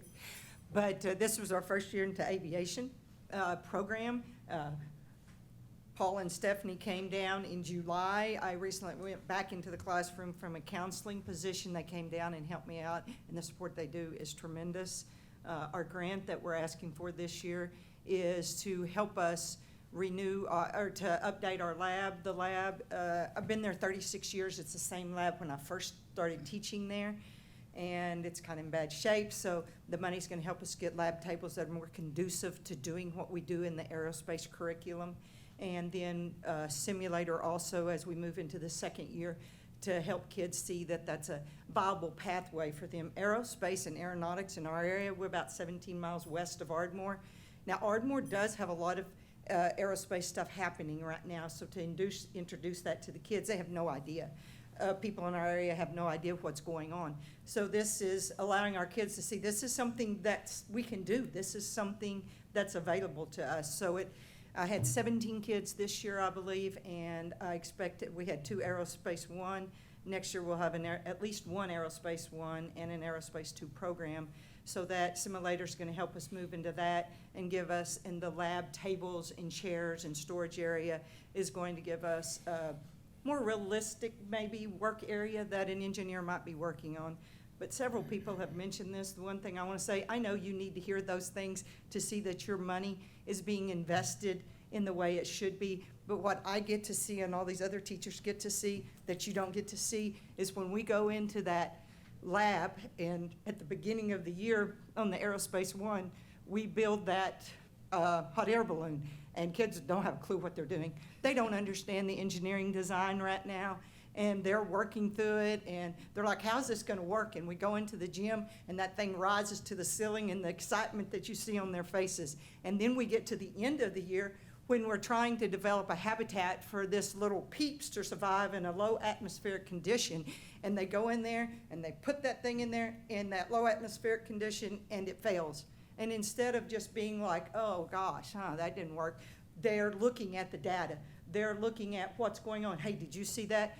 Conversations, you can actually see that engineering design working then. Conversations within that group. Well, we need to do this. No, we need to do this. How about we try this? And then working through failure after failure after failure until they get a design that works. So that's what you're doing. That's what you're doing more than you are anything else, and we greatly appreciate that. And I know you're awful busy people, but if you ever have a chance to visit one of these schools that you're granting money to, I think you will see how much we appreciate it and the real value of what you're doing. So thank you. Commissioners, as you can see, you're making valuable investments in these school districts. And as the former high school principal and district administrator, I can tell you that these schools do not have the money to do these kinds of projects without assistance. And the assistance that this commission provides is invaluable. And those are the things that Paul and I get to see when we visit these schools. And we also hear stories that are horrific, where they're having to cut $2 or $3 million from their budget, and those cuts come primarily from personnel and programs. And we're so thankful to hear these stories of growth and the impact that is happening in our Oklahoma high schools. So I stand for any questions, and thank you. Exciting. Very good. Thanks, Stephanie. Do we have a motion to approve item 18? I so move. Second. We've got a motion, we've got a second. Is there any discussion? I just want to say we're very grateful for what your success has been. Oh, yeah. It's exciting to see it, and it keeps improving and getting better. And the enthusiasm we see from the teachers is really encouraging. It is Says it all. exciting, yes. It is exciting. I mean, I have chills just listening to them talk, you know, and Paul and I get to see it firsthand, but it's just, it's such a rewarding experience, and so thank you. Absolutely. I think this is one of the most important things we do anymore. I think so too. Because of aviation in our state and things that are happening, and I get the infrastructure is important, but developing these people, somebody that, would they have 14 that took the written test? Yes, yes. I mean, that's It's amazing. incredible. Yes. So, And we're going to be gathering data from our teachers and programs this summer that we'll be able to report back to you on what's been going on in the big picture in our schools. And so we're excited to get to hear that from them. I'm excited about the 5 kids working the local airport in Enid. I'm excited about the kids in Bristol working with the jet engine turbo plant. 100%. These are very exciting developments. Yes. This is our future. Yes, it is. Very good. Teachers, thank you guys so much for everything you're putting into the community. I've had the opportunity to go to a few high schools surrounding Yukon and Piedmont recently, and I was talking to the one of the gentlemen that teaches in Yukon, and he had taken his commercial license at Stillwater, and he said, you know, I decided not to go into the aviation industry as a commercial pilot. And he said, you know, I guess I kind of wasted some time there. I looked around, there were about 70 kids in the class. I said, you didn't waste any time. I said, you know, the outlook of what you thought maybe you were going, but this impact here that you've had these students is, you're having a very great impact. So we know each one of you guys are having such an impact on these kids, and we're super grateful to partner with you guys in this. So if there's no further discussion, call roll, please. Commissioner Potter? aye. Commissioner Ortega? Aye. Commissioner Ritz? Aye. Chairman Rainey? Aye. Commissioner Putnam? Aye. Commissioner Hunter? Aye. Motion passes. Thank you, Stephanie. Thank you, commissioners. Next, we have item 19, sponsorship and membership consent docket. Sandra, you're recognized. Good morning, Commissioners. Once again, I have the wonderful honor of following Paula Keaty. And I just had someone text me that they were crying watching the teachers, and they're watching the live stream. So thanks, Paula and Stephanie. Well, I bring you tidings of great joy to ask for sponsorships. So the commission will consider approving a $4,500 sponsorship for the 2025 Oklahoma Aerospace Forum on November 5th. And then also, item B is the Greater Oklahoma City Chamber of Commerce approving the $5,000 renewal membership for the Greater Oklahoma City Chamber of Commerce. And I yield for questions. Kind of a hygiene factor, we got to do it. What did we pay last year? Chris? For which one? Both. I mean, The chamber was 5,000 as well. The aerospace forum, I believe, was 3,500, 4,000, so it's went up just a little. Stayed the same. thanks. Do we have a motion to approve item 19? Move approval. Second. We've got a motion and a second. Is there any discussion? Call roll, please. Commissioner Potter? Aye. Commissioner Ortega? Aye. Commissioner Ritz? Aye. Chairman Rainey? Aye. Commissioner Putnam? Aye. Commissioner Hunter? Aye. Motion passes. Thanks, Sandra. Next up is item 20, review of aerospace conferences and trade shows. Sandra, and continue, and Grayson. Thank you. Commissioners, last month, Chris Wadsworth and I had the opportunity to attend the Space Symposium in Colorado Springs, Colorado, and the lieutenant governor was there. And I was really, really surprised at the level of attendance that was there for space. And it was not what I expected at all.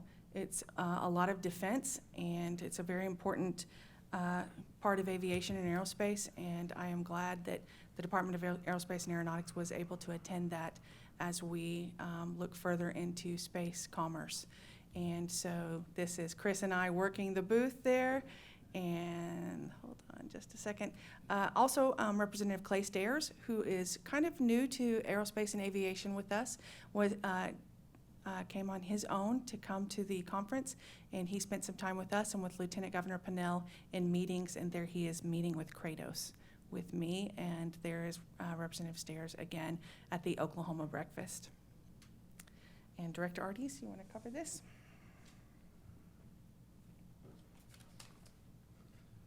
It was double duty. We had to divide and conquer. So Sandra and Chris went to Colorado. I went to Atlanta. I don't know who got the better end of the stick there. But MRO Americas is one of our bigger trade shows throughout the year. Had a litany. I think we had seven different Oklahoma companies, 6 different public community partners with us there. This picture, you can see our friends at Lufthansa. So we were up there talking about the existing expansion of the Lufthansa network in Tulsa, but then also had about a dozen meetings with new companies throughout the 3 days that we were there. One of the companies that we met with was an Australian company.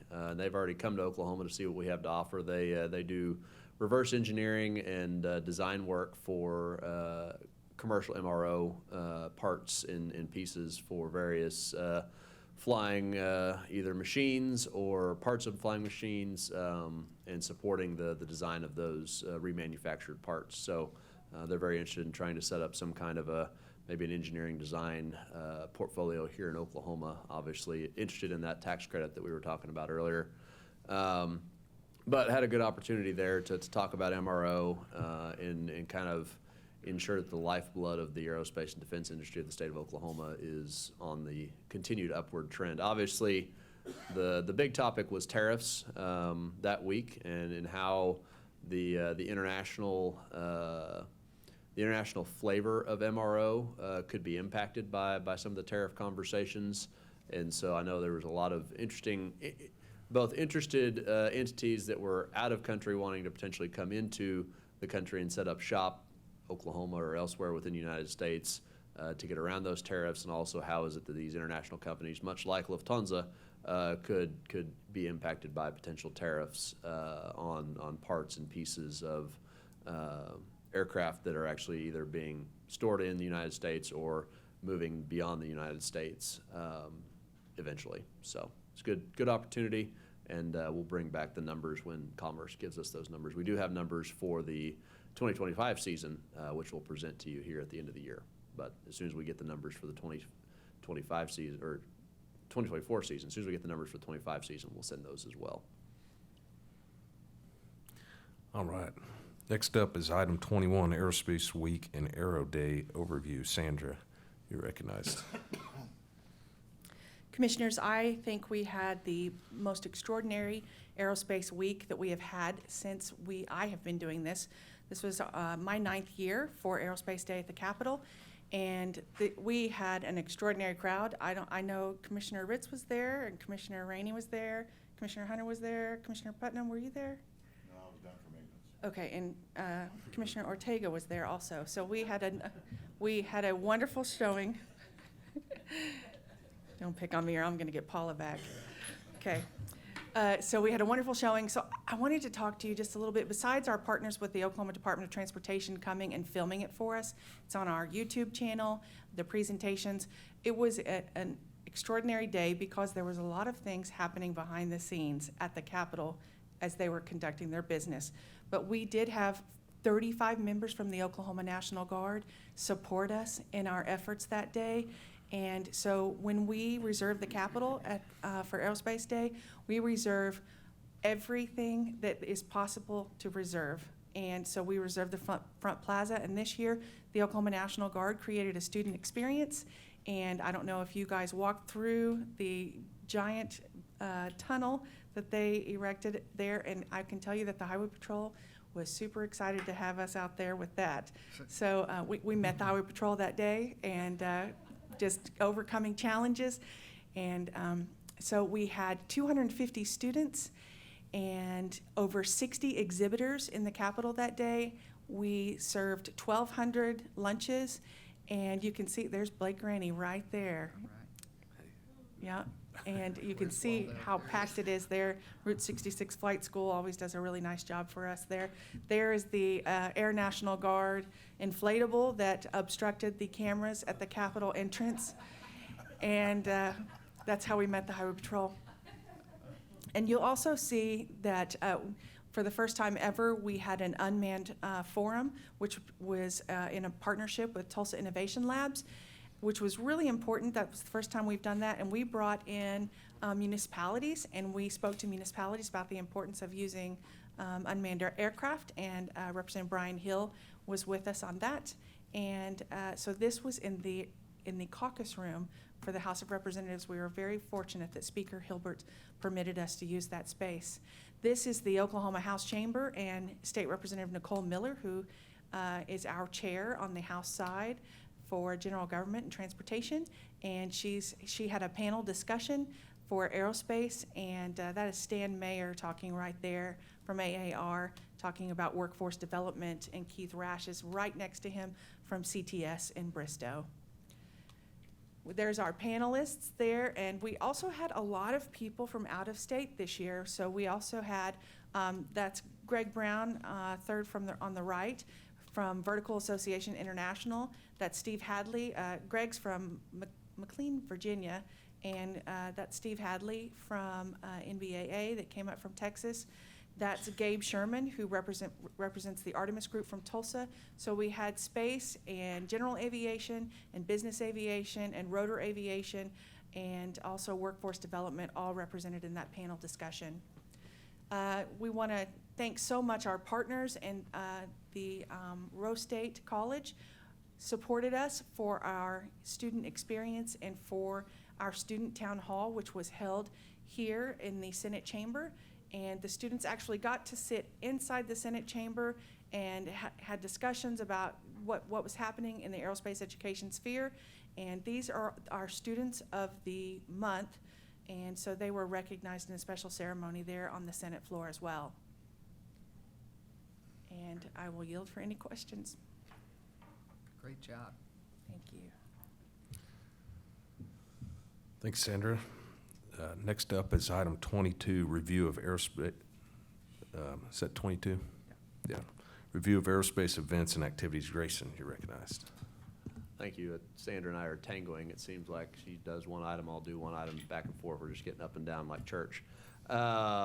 So 22, review of aerospace events and activities. We've had a couple of groundbreakings and celebrations. I know some of you were able to attend. First on March 28th, the Westheimer Tower groundbreaking and hangar dedication ceremony, kind of a 2-for-1. They had 2 100-by-100 hangar projects that the commission approved for a grant several months ago was completed, along with opening up some of the other hangar development areas there on the southeast portion of the airport. We also went and broke ground on the new tower, which is going to be due north of the current terminal building and the OK Diner.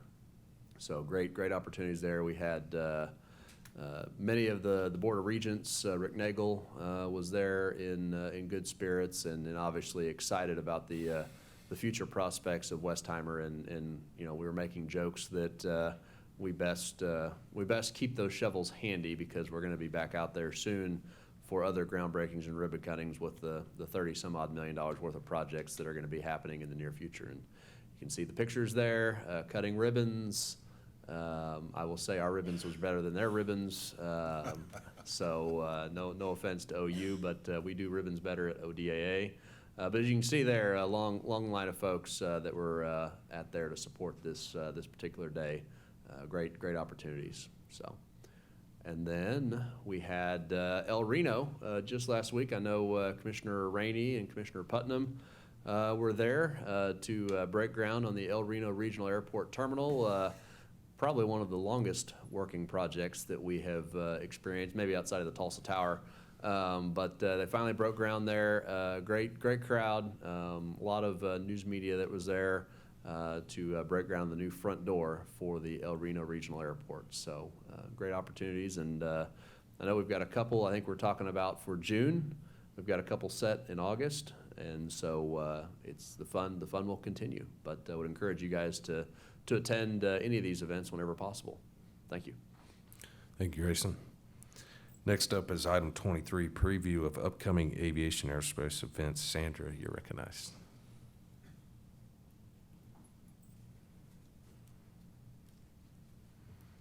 Commissioners, this weekend is the Aviator Ball at the Tulsa Air and Space Museum. And then Wings, Wheels, and Wishes will be held Saturday, June 7th at the Chickasha Airport. And what we really are all looking forward to is the Tinker Air Show, which is going to be held June 28th and 29th.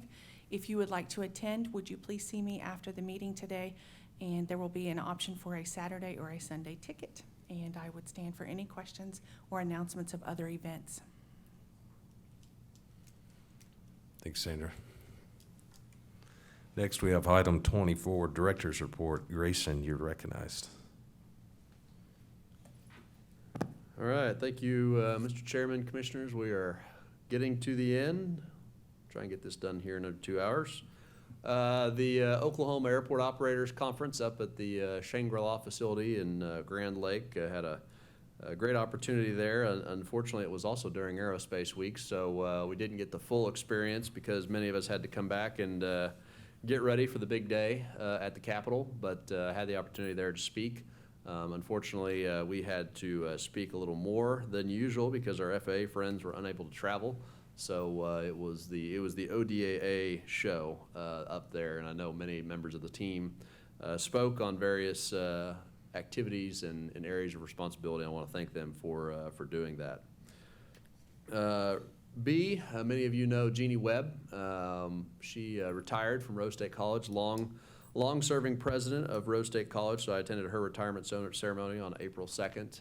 She will be missed. Travis Hurst, right, is replacing her. He has some big shoes to fill. As you all know, Dr. Jeannie Webb was Madam Aerospace around the Oklahoma City area, and I know she will be missed. She's still around, but she's enjoying some well-deserved retirement. Greater Oklahoma City Leadership Summit on April 17th. While I certainly should be speaking about this, I unfortunately didn't get to go, but I know Sandra and Chris were able to attend. I was stuck at the Capitol, Commissioner Ortega, as you might expect, but stuck at the Capitol April 17th. It was a great event there at the new Okana facility, talking about all the things that are happening in the Oklahoma City market.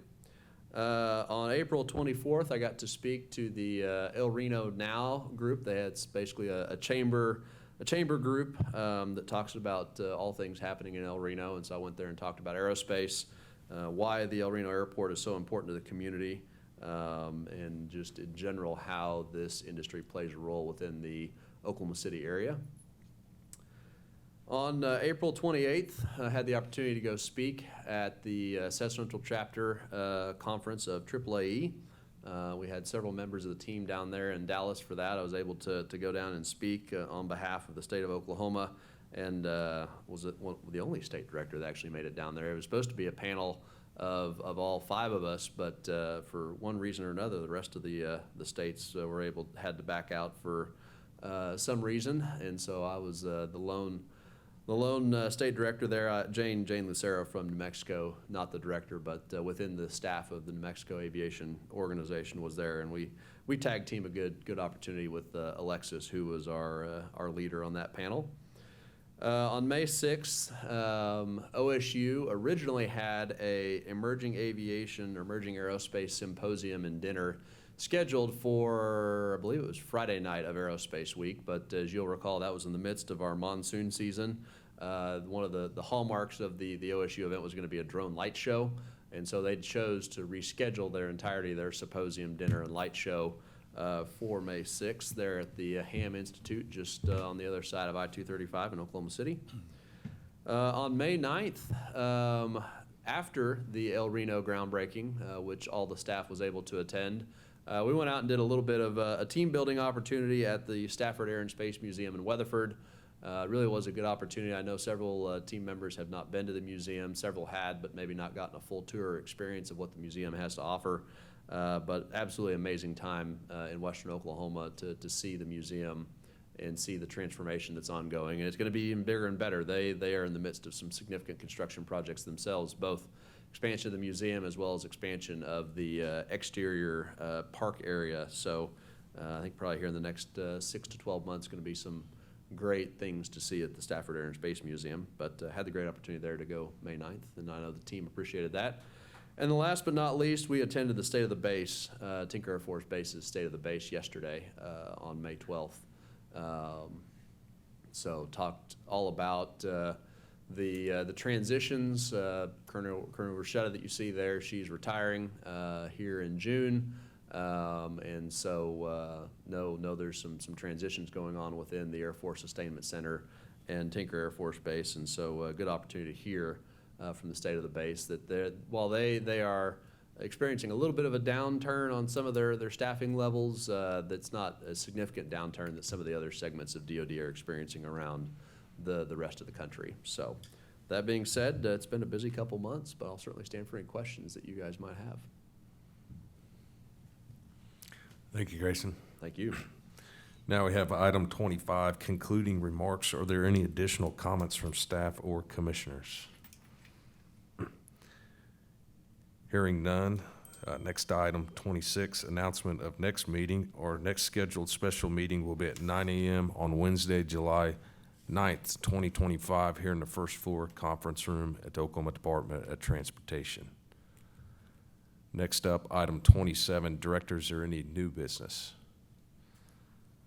Hearing none, move to adjournment. Finally, item 28, adjournment. Is there a motion to adjourn? I so move. Second. Got a motion, a second. I declare this meeting adjourned. We'll see you in May.